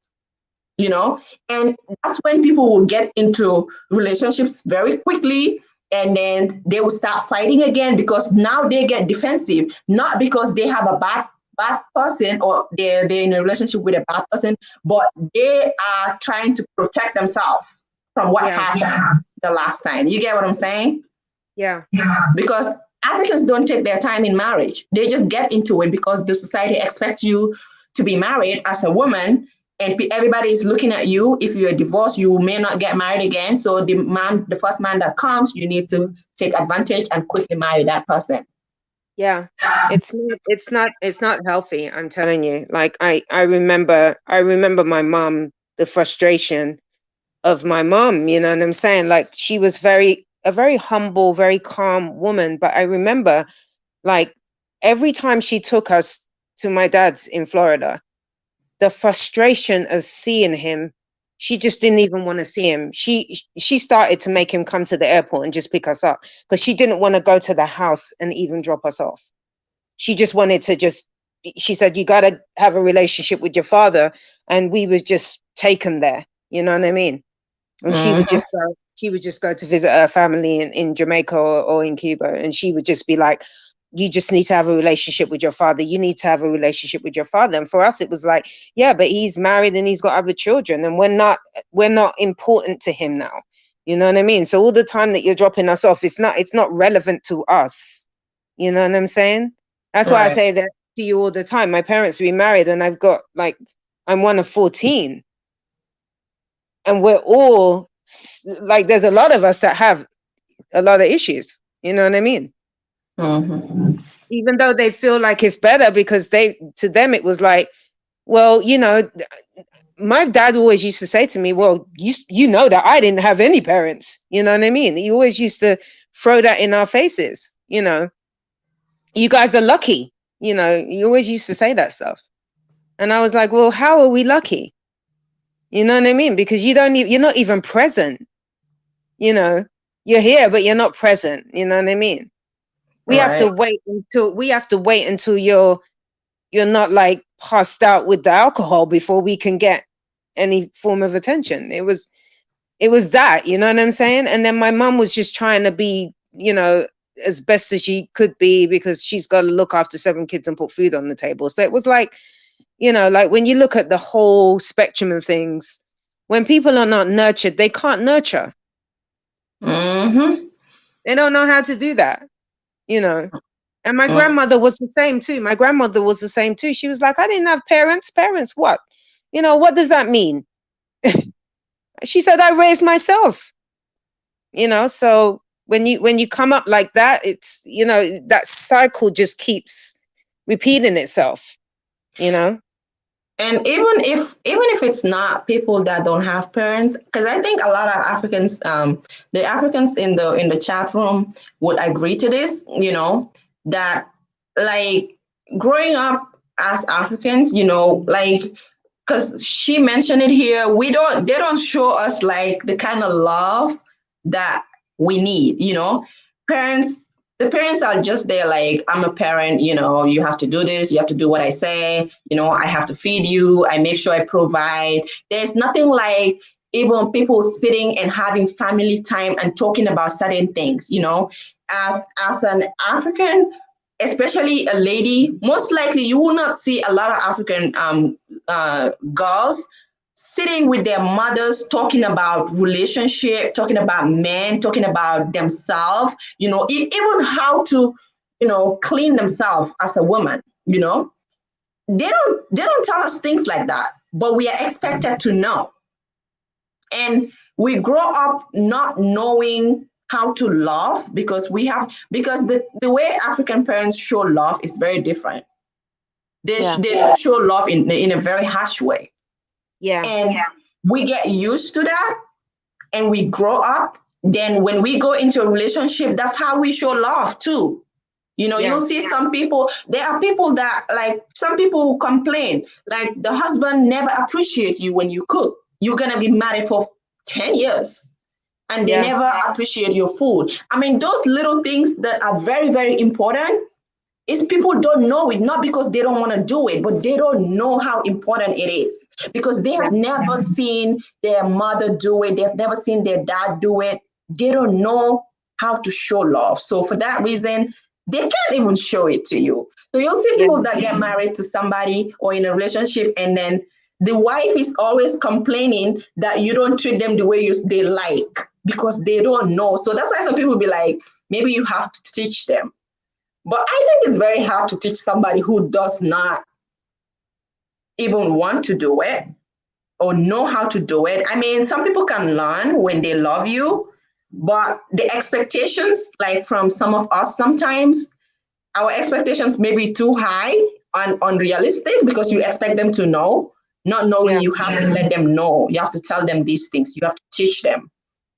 I You know, know. honestly, growing up in Africa, we really don't know how to show love Yeah. even to our own kids. And then that's how we raise the kids. They grow up, they get married, and it's just a continuous of what they're used to because love is not being shown. It is shown, I would say, but in a very harsh way. I don't know if I should call that love. Yeah. I don't, that's not my idea of love, to be fair. You know what I'm saying? Like, I feel like even the word love, you know what I'm saying? It comes with compassion and caring, and like even my sisters, even my older sisters, so angry. They used to bully us, me and my little sister, because the anger, the the stuff that they wasn't getting, the way they weren't treated, like, and it was all of us, you know what I mean? Like I only have one brother, like from my parents, but it was like my brother's a good guy, you know what I'm saying? Like, and he really protected us, but and I think that he took on that role because my father was not present, you know what I mean? Um, Mm.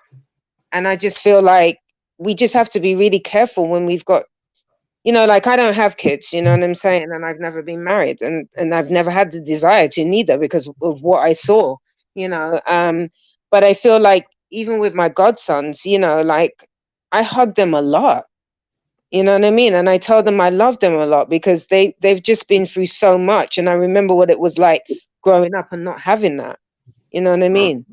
Mm-hmm. Um, and I just feel like, like if you can, like, I'm not here to, allocate any blame on anybody, but I just feel like people need to, you know, for yourself, get yourself together, know yourself and love yourself enough to know that you deserve to be cared for, and and just Mm-hmm. respect yourself enough to know that, you know what I'm saying? Like, don't be in a relationship if you can't be a whole person for yourself, you Right. know, because that's gonna come with a lot of damage.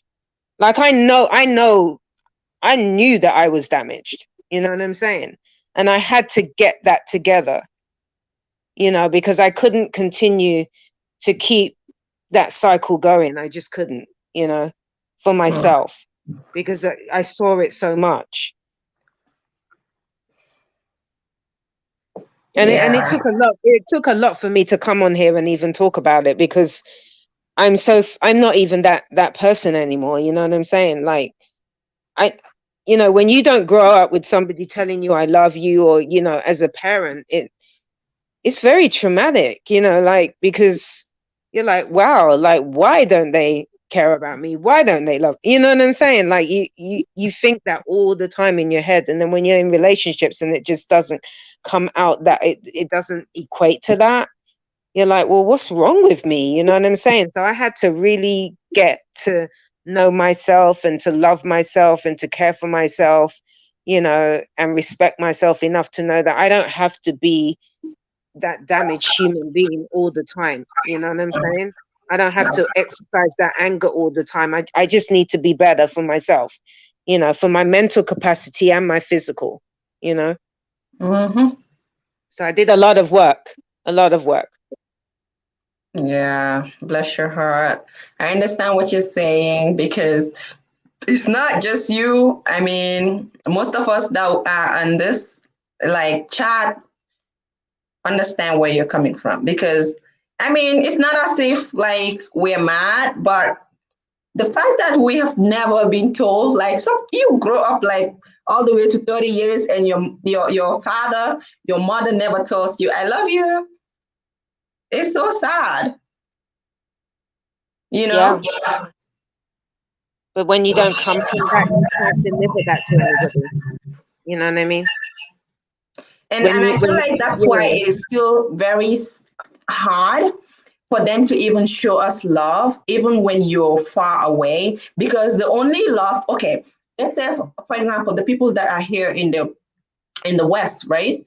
Because you'll hear a lot of people keep complaining that their family, is confusing them. They're not being caring to them. You feel like they don't care about you because people don't even care to call you. Even your own mother don't even care to call you and see what you're going through.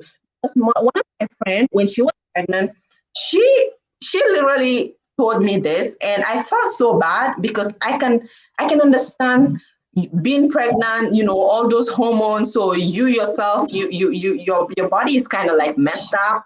So everything gets to you quickly. And she said, my mom did not call me until the day I gave birth. She didn't call me to check on me, even though I told her I was pregnant, ever since I knew I was pregnant. But the only time I would talk to her is when I send money. But all through my pregnancy, she didn't call me to say, I'm just checking on you, how you feeling today? And she's still holding that grudge in her, but she's still taking care of her mom. But she said she felt bad.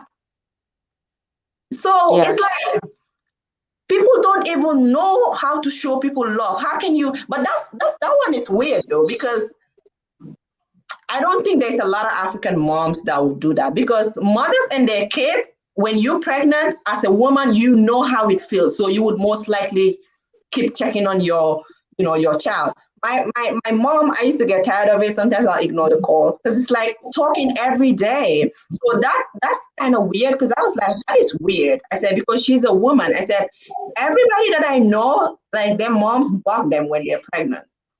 yeah. Not always though, but not always. But that was Like I, weird. like I said, it just depends on. I think it really goes back to, and that's why I say that, like in these times now, like, that we're all talking about going home to Africa and, you know, um, repatriating and all of that. I think that, like we have to do some work on the ground, you know what I mean, where we're at, like I'm in the US, you're in the US, you know what I mean? Like some of us need to do some work before we go there and live our best lives, you know what I mean? Because I think there's a healing and a detox and a cleansing that we need to do, you know what I'm saying? To make ourselves feel better and just feel whole, because we can't keep carrying that trauma and that anger and all that stuff with us everywhere we go. You know what I'm saying? Like that's just my feeling on it. I'm not talking, at anybody specifically. I'm just talking in general, you know what I'm saying? I feel like we will be better to each other if we get our, some of the stuff out of us before Right. we go home to Africa, you know what I'm saying? Because there's a lot of stuff that we've had to deal with over time, and on top of our own issues, the racism, you know what I'm saying? Like, and I could go on, but I just came on today because I just feel like, um, we don't always talk about our truths. I know, like I don't hide, like who I am, you know what I'm saying? I've always been quite open and honest, but I've never really talked about it in depth. But yeah, I can't lie to you. Like I didn't grow up seeing that kind of love and caring, and You know what I'm saying? And when I sat Mhm. down and spoke to my parents about it, they were just like, I just did the best I can. They all, that was always that I did the best I could. You know what I mean? And I felt I actually ended up, and my parents are passed on now, you know, but in the end, I started to feel bad for them, because when you learn like so much about where they come from, and then, you know, obviously you go home and you see it, you know, for real, it comes with a lot of stuff, you know, and a lot of the times it's because of they just put on their survival kit and ran with it as best as they knew how. You know, like I said, if you're not nurtured, you can't nurture. That's just the reality, you know. So, like, okay, for about the topic that I was talking about, like the African society making it look okay for Hmm. a child to be taken away from a mother, you know, That child needs to be especially if with the its child mother. is a boy, they'll be like, oh, this is for a boy child is for the man. So if it's a child is a girl and it's little, they can consider giving it to the woman. But it's very easy to take to not let a woman go with her child if it's not gonna work out. It's very easy to take away a child from the mother. I mean, I don't know if that's how it is in like where you're coming from too. That child needs to be with its mother. Okay, that child needs to be with its mother, because what happens is the disconnect is very damaging for that child, even as young as that child is. It needs to be nurtured. And the bond that you know, that child has come from a mother's womb, you know what I'm saying? So it needs to be held tightly to its mother if the mother is present. So they shouldn't be trying to tear that child. They need to get themselves together and stop using that child as a pawn. You know what I'm saying? Pulling that child, that grandmother as well. Like, you know, I'm sorry to say it, but come on, what are you doing? Mm-hmm. Because the thing is, it affects the child later on. That child will never forgive them for that. Yeah. I can assure you, because I've seen it. Yeah, and especially now that everything is on the media, it's insane. I don't It's even understand, crazy. like, because it won't benefit you as a man fighting over Yeah, a child who is just 4 years old, okay? yeah, What yeah, benefit is it going to do to you except the fact that you're trying to hurt her? You just want to make her angry, you know? yeah, You're just hurting her, not knowing you're hurting your own child. Okay, yeah. Anna, you're back. Hi, Anna. Hello, can you hear me? Yeah, I can hear you. Oh, okay. Yeah, I was listening to this lady here. First of all, I wanted to tell her that whatever happened to her, it's not her fault. It's not her fault because Oh, I know. she's the kid here. She was the kid here. It whatever she was going through as a child, that's none of her fault. She shouldn't blame herself for any of that. And I've heard everything that you guys were saying. I didn't start in the beginning, but I heard you saying, a little things here and there about that girl, that Gambian girl or whatever. What Mhm. whatever happened to her? The grandmother took the kid from the mother, which was dead wrong, dead Mhm. wrong. That was wrong for that grandmother to do what she did. Yes, You it's know, wrong. It's very wrong. And it I was don't blame wrong. myself. I don't blame because myself, because Annie. a grandmother, no matter what, like for me, I always say this: I'm a mother, I Hmm. have a son. Yeah. There is no way, I always say this: no matter how much you love your son, you cannot give your son a child. Hmm. You can't give your own son a child. So you should be able to respect your son's wife, no matter what. Every mother-in-law is supposed to know their place and know their own, their line. They shouldn't be crossing their line. It's true. Yeah, it's true. Every mother-in-law should be able to, no matter what the situation is, respect the mother of your grandkid. Because no matter how much you love your son, you will never give your son a child. Mm. You will give your child everything in this world, but you cannot give your son a child. So respect that woman no matter what. That's right. I agree with that. I agree with everything that Respect you that said. woman no matter what, because no matter what is the mother of your grandchild. Yeah. Mhm. Because if Yeah. you really want if you really want a grandchild, or you really praying for a grandchild, you should be able to respect the person who give you that grandchild. Because you Mm. cannot give your own son a grandchild. There's no way you could give us your son a child. It's Yeah. wrong. And every mother-in-law should know their place. Yeah, but sometimes they don't, and they take over because they're allowed to take over, and that's the issue. You know, It's like not right. sometimes they take their grandparent role too far. No, You know no, what I'm no, saying? no. Like to the You detriment of the child. you You should know, know and that's your when it place. goes You too should know your far. place. A child belong to his mother or That's her right. mother. A child belong That's to right. his or her mother. Yeah. And that man should not be tearing up that tearing up that bond like that. You know what I'm saying? And He should be more of a that man man. is what he's doing. He is trying to destroy the little boy anyway. Yeah. He's destroying that little boy, but he doesn't know it yet. Yeah. He's destroying that little boy, but he doesn't know it yet. He thinks what he's doing is good. It's not good. He's destroying that little boy. Yeah. Right. And that's why I said that child will never forgive him when it finds out the truth, because he's young now. He's only 4. I was 4 when my parents were separated. You know what I Like for mean? me, So, I always say this, so like I have like my son. I only have like one child, like a son. I always say, oh my gosh, I can't wait to spoil my daughter-in-law. I can't wait to spoil my daughter-in-law and my grandkids. That's how mm, Right. it's supposed to be. Because yeah, I feel like if you really love your son, if you really, really love your son, you should not. You should know your line. You should know where to cross and where not to cross. If you really love your son, you should not put so much headache on your son. Mhm. yeah. You should It not even be sounds it coming in sounds between. You should not even be coming in between your wife, your son's, the relationship between your son and your son's wife. yeah. Right. It sounds like Because that grandmother is trying to relive. if you want everybody to be happy, you have to accept that you have to accept that Hannah, person. Hannah, you know what I think? I think that sometimes they're jealous because they Yeah, didn't get it. They didn't have that. That's because yeah, sometimes some mother-in-laws are jealous because their Me, time I would never du- be that jealous. I would never. during their time. I rather spoil my grandson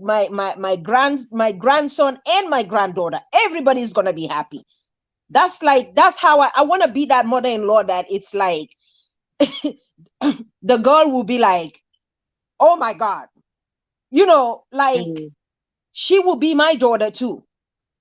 Everybody is yeah, gonna be happy. That's how it's supposed to be. Because if you're really claiming that you love your son, you should not come between you and your son's wife. You should not be the one who's trying to break the marriage of your son because of you jealous. Mhm. yeah. It doesn't. Because It doesn't. all you're doing is bringing headache on your son, because you putting your son in that predicament, in that you putting your son in a situation where your son have to choose between the wife and the mother. I don't want my son to have to choose between me and his wife. Yeah, it's not healthy for the I just child, want to and be that's a the main good thing. mother-in-law and You a know. good grandmother. That's all. Whatever you Right. guys Yeah. do, that's your business. Yeah. But the thing is, the thing is when they're doing that, it's so unhealthy for the child. It You know what I'm is. And saying? that And man that's is the main damaging that and little boy. that should be the main thing that's going on here. You know what I mean? That child is happy. And while you're doing all that mess, that child is in the middle of all that mess. Yeah. And also, like, going back to, speaking of how some women like how some men beat them up and all that stuff. Some women, I'm telling you, they just pretty much, I can say, they're selfish. They just pretty much selfish. Because, for me as a mother, I believe a mother should be able to protect your child no matter what. If I have a husband and my husband is very abusive to my child, I will grab myself and my child and leave. Oh, you know when that happens? That happens when the I will man has protect. money. When that No, happens when the man has no, money and taking care of them. Then no, they no, don't Wow. think no, no. the woman No will die matter in what, there. no matter what, a mother's supposed to protect a child. Yeah. If you have an abusive husband that's abusive to you and the kids, pack your stuff and leave with that kid. You should be the one who's protecting that child.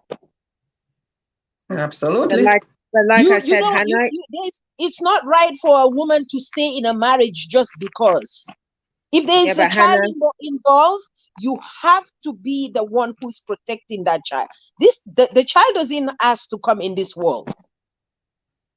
but You Hannah, know, sometimes that's not always possible. You know what I'm saying? Like, it is possible. I've seen, I've seen families in, Jamaica where they, it's the poverty is so detrimental. You know what I'm saying? That they can't leave Oh because my gosh. their survival depends on them staying there. Oh You no. understand what I'm That saying? I know it's easy said than done, but my It is goodness. easy My said than done. It goodness. is for some people. It's easy said than done. Trust me, Mm, I've seen it. mm. Wow. No. That's sad though. Like It is sad, I will not say but it's for reality me. because we No, can all sit here and say it until we've been in it ourselves. But I've seen it. You know what I mean? listen, I listen, I'm a single mom too. The reason why I stay single is because I do not want no man to come and abuse my son. Hmm. You Yeah, understand? And then some women too, they just very selfish. They want to have a boyfriend, like for example, they will have kids, they want to have a boyfriend, they will not care about the well-being of the child. They will just want to have mhm. a boyfriend and they don't care yeah, about the child. They will bring yeah, all types of Jews and Gentiles in that child's life. yeah, You have to Yeah. be able to be in a position where you can protect your child. yeah, Mhm. Don't bring any kind of man around your child because you don't know, yeah, you know? yeah. Just because they I want to have a totally man, understand.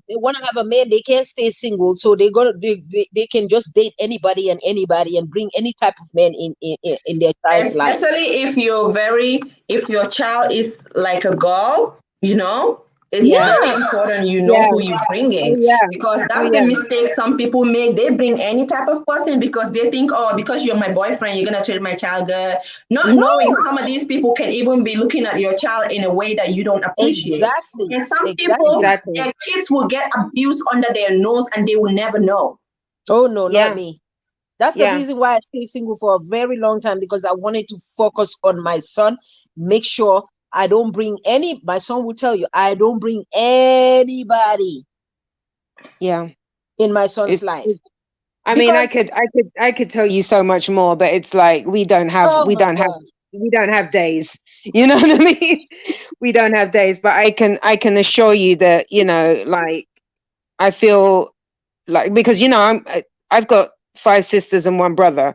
You know what I mean? And I know for my mom, it was very tough for her. You know what I'm saying? Because she really didn't know what to do all the time. She did her best, you know what I'm saying? Like, and she was like Hannah. She said, I'm just not going to be with anybody that's going to, like bring more issues to my situation. So she mm-hmm, stayed by herself. But I know, but my mum was very angry and very bitter and very unhappy. You know what I'm saying?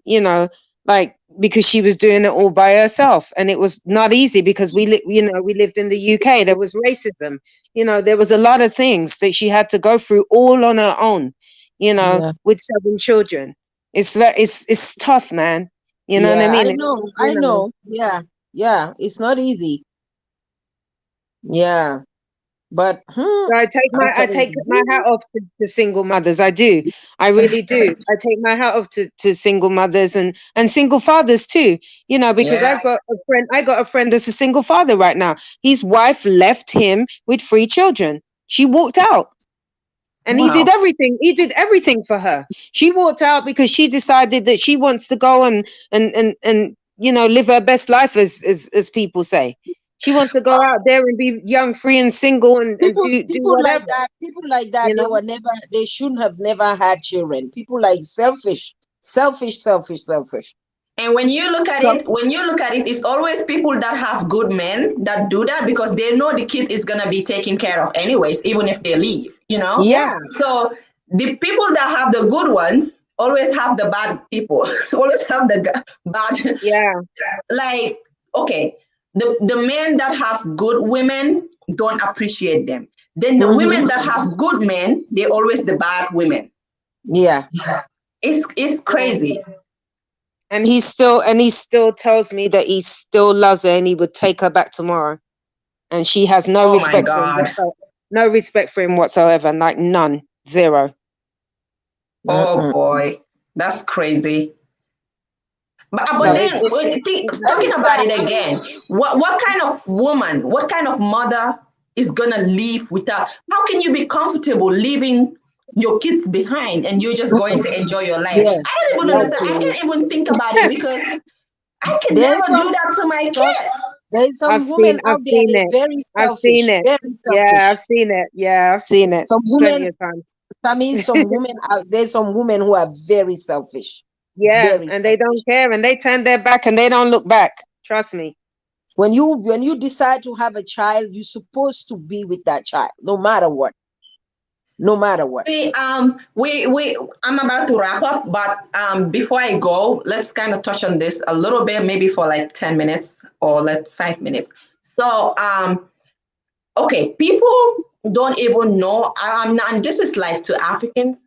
People don't know how to protect their kids. I don't even know if they know what protection for a child means. Okay, because Hannah, I don't know if you've seen this, but I've seen this happening a lot when women, like people that maybe they lost their husbands, maybe the husband died, or maybe they divorced and they get married to another man. Okay, these women have the chance to live with their kids, okay, after they Mhm. divorced or they lost their husband. Now when they're getting married again, they will leave those kids behind for other people to take care of, like grandma, sisters, because they're going into another man's house. And you see Yup. family members When will I'm tell them coming, that when I'm leave this coming, I'm child coming. behind because it's a child from another man. It's not easy. You're getting married to a new man. I'm Nope. like, When I'm and coming, mothers will leave their kids behind. it's You're a basically package. abandoning your child because you're not sure where you're going to. I'm like, what the heck? Like, So you abandon these kids, but to them they said no, that's not abandon. I'm like, but you're gonna go to marry another man and you're gonna have kids there, but you won't no, leave these people to live without you. Do you know how that feels? it's a package. I'm coming. That's a I'm coming. very, very They're coming. toxic culture that people practice, and it's Yeah, unfair to those kids. it is. But Sammy, I was a product of that. My parents both had two daughters each before they married. You know what I mean? My other four siblings, my other four sisters were, my father had two, my mum had two, because that's what I'm saying. When you're not nurtured, you know what I'm saying? Like when you're not showed love and compassion and cared for, you don't even know, you know what I'm saying, that is your path. You know, Mm. my older siblings, that's why they were so mean to us, because they thought that we was the chosen children because we were from our mother and our father. You know what I'm saying? But then when they came to live with us, they were like, there's nothing great about living out here. You know what I mean? When they came to live with us in the UK, they was like, there's nothing great about living here. They felt like they were better off in Jamaica. It's on the table. So it happens all the time. You know what I'm saying? And I'm telling you, my sisters were angry at my parents. You know what I'm saying? First Absolutely. of all, and first, and, first and of all, that's two of them, it wasn't their father, and then the other two, it wasn't their mother. You understand? So they were angry all the time. So it comes with a lot of stuff. So that's why we have to be careful. We have to be very, very careful about that. Like and what and this actually, family. I see that happening right now with someone, and I'm like, do you know your kids are gonna hate you for this because you're gonna go have another kid over there, and they're gonna think you choose those people over them. Yes. You're gonna leave these Yeah. people with sisters and cousins, and you're gonna go get other kids with another man. Oh Why? yeah. I'm like, if a man cannot accept you and your kids, Yeah. then that man is not for you. It Yeah. happens a lot That though. And that's what I said about the that's really survival, selfish. the survival thing. You know what I'm saying? When you come from poverty, you think that like somebody's gonna give you the next best thing. You understand? And when that doesn't work out, then you're left in your situation, you know? Because Yeah. my parents didn't come from no rich, you know what I'm saying? Like Cuba and Jamaica ain't where they came from in farming country, they were poor. You understand? So anything, anything that they could get better than where they came from, they thought it was better, but it wasn't because of the racism. You understand? Hmm. But they didn't know that until they came out of that situation. They didn't know that they were walking into the fire, stepping into the frying pan. They didn't know that. Right. So, the topic that you started with today, that father needs to let that child go back home to its mother. Yes. And Yes. Absolutely. that grandparent is disgusting for allowing that to Disgusting. happen. She's Very disgusting. disgusting. I think Very. she's wicked. She's not She's just wicked. disgusting, she's very wicked because as a woman, you know how it feels. But like they always say, Exactly. women, they always play in the downfall of other women. Okay. It's like very Mhm. selfish and wicked because Yeah, she knows how it feels. I mean, Yeah. that's your son. You know how it feels if somebody had done that to you. If somebody had taken your child away from you, are we going to be talking about today? No, Exactly. because Exactly. exactly. you probably will not even know her, okay, know him. You may not have that kind of connection with him to be able to even get involved in his child. So Yeah, it's like wickedness. People are just wicked. And when we yeah, want to talk about mother-in-laws and in-laws in getting into relationships like this, we're gonna stay here forever because in Africa, yeah, that's like it's like I don't even know how to say it. It's like crazy over there. You have to step your grounds. And that's why I think some women they go into marriage defensive because they see these things happening. So they are like, because I see women who be like, when I get married, I'm so ready. If any in-law wants to play with me, so they get defensive even before they get into a relationship. And that's how they mess up their own relationship as well, because they see these things happening to friend and family, where in-laws have been like something else under their skin, making them go mhm, through stuff. So women tend to get defensive even before getting into marriage. I just yeah. feel like if you have a son that have a wife, come on now. It's so beautiful to just accept A that lot of that people girl. don't see it that Accept way, the Hannah. lady. Accept the lady as your own daughter. A lot of people don't see it that way, Hannah. They feel threatened. They It's feel so threatened. They beautiful. feel threatened by that woman coming in and taking their place. That's how they see it. No, There's a because lot of women that see it that way. that woman There's is a gonna lot give of you women that see it that grandchildren. way. That woman is gonna bless you with grandchildren. They don't see it that way. I'm telling you. A Me, lot of mm, some mothers-in-law don't see it that way. They feel threatened that another woman is going to come in and take the place of where they sit, and that's how that they is Mhm. see it. that And is I've seen it a lot. nonsense. I've Nobody seen can it take a a lot, place of especially anybody. with some mothers and their sons. It's the truth. It's Yeah, the I truth. know, but it's nonsense.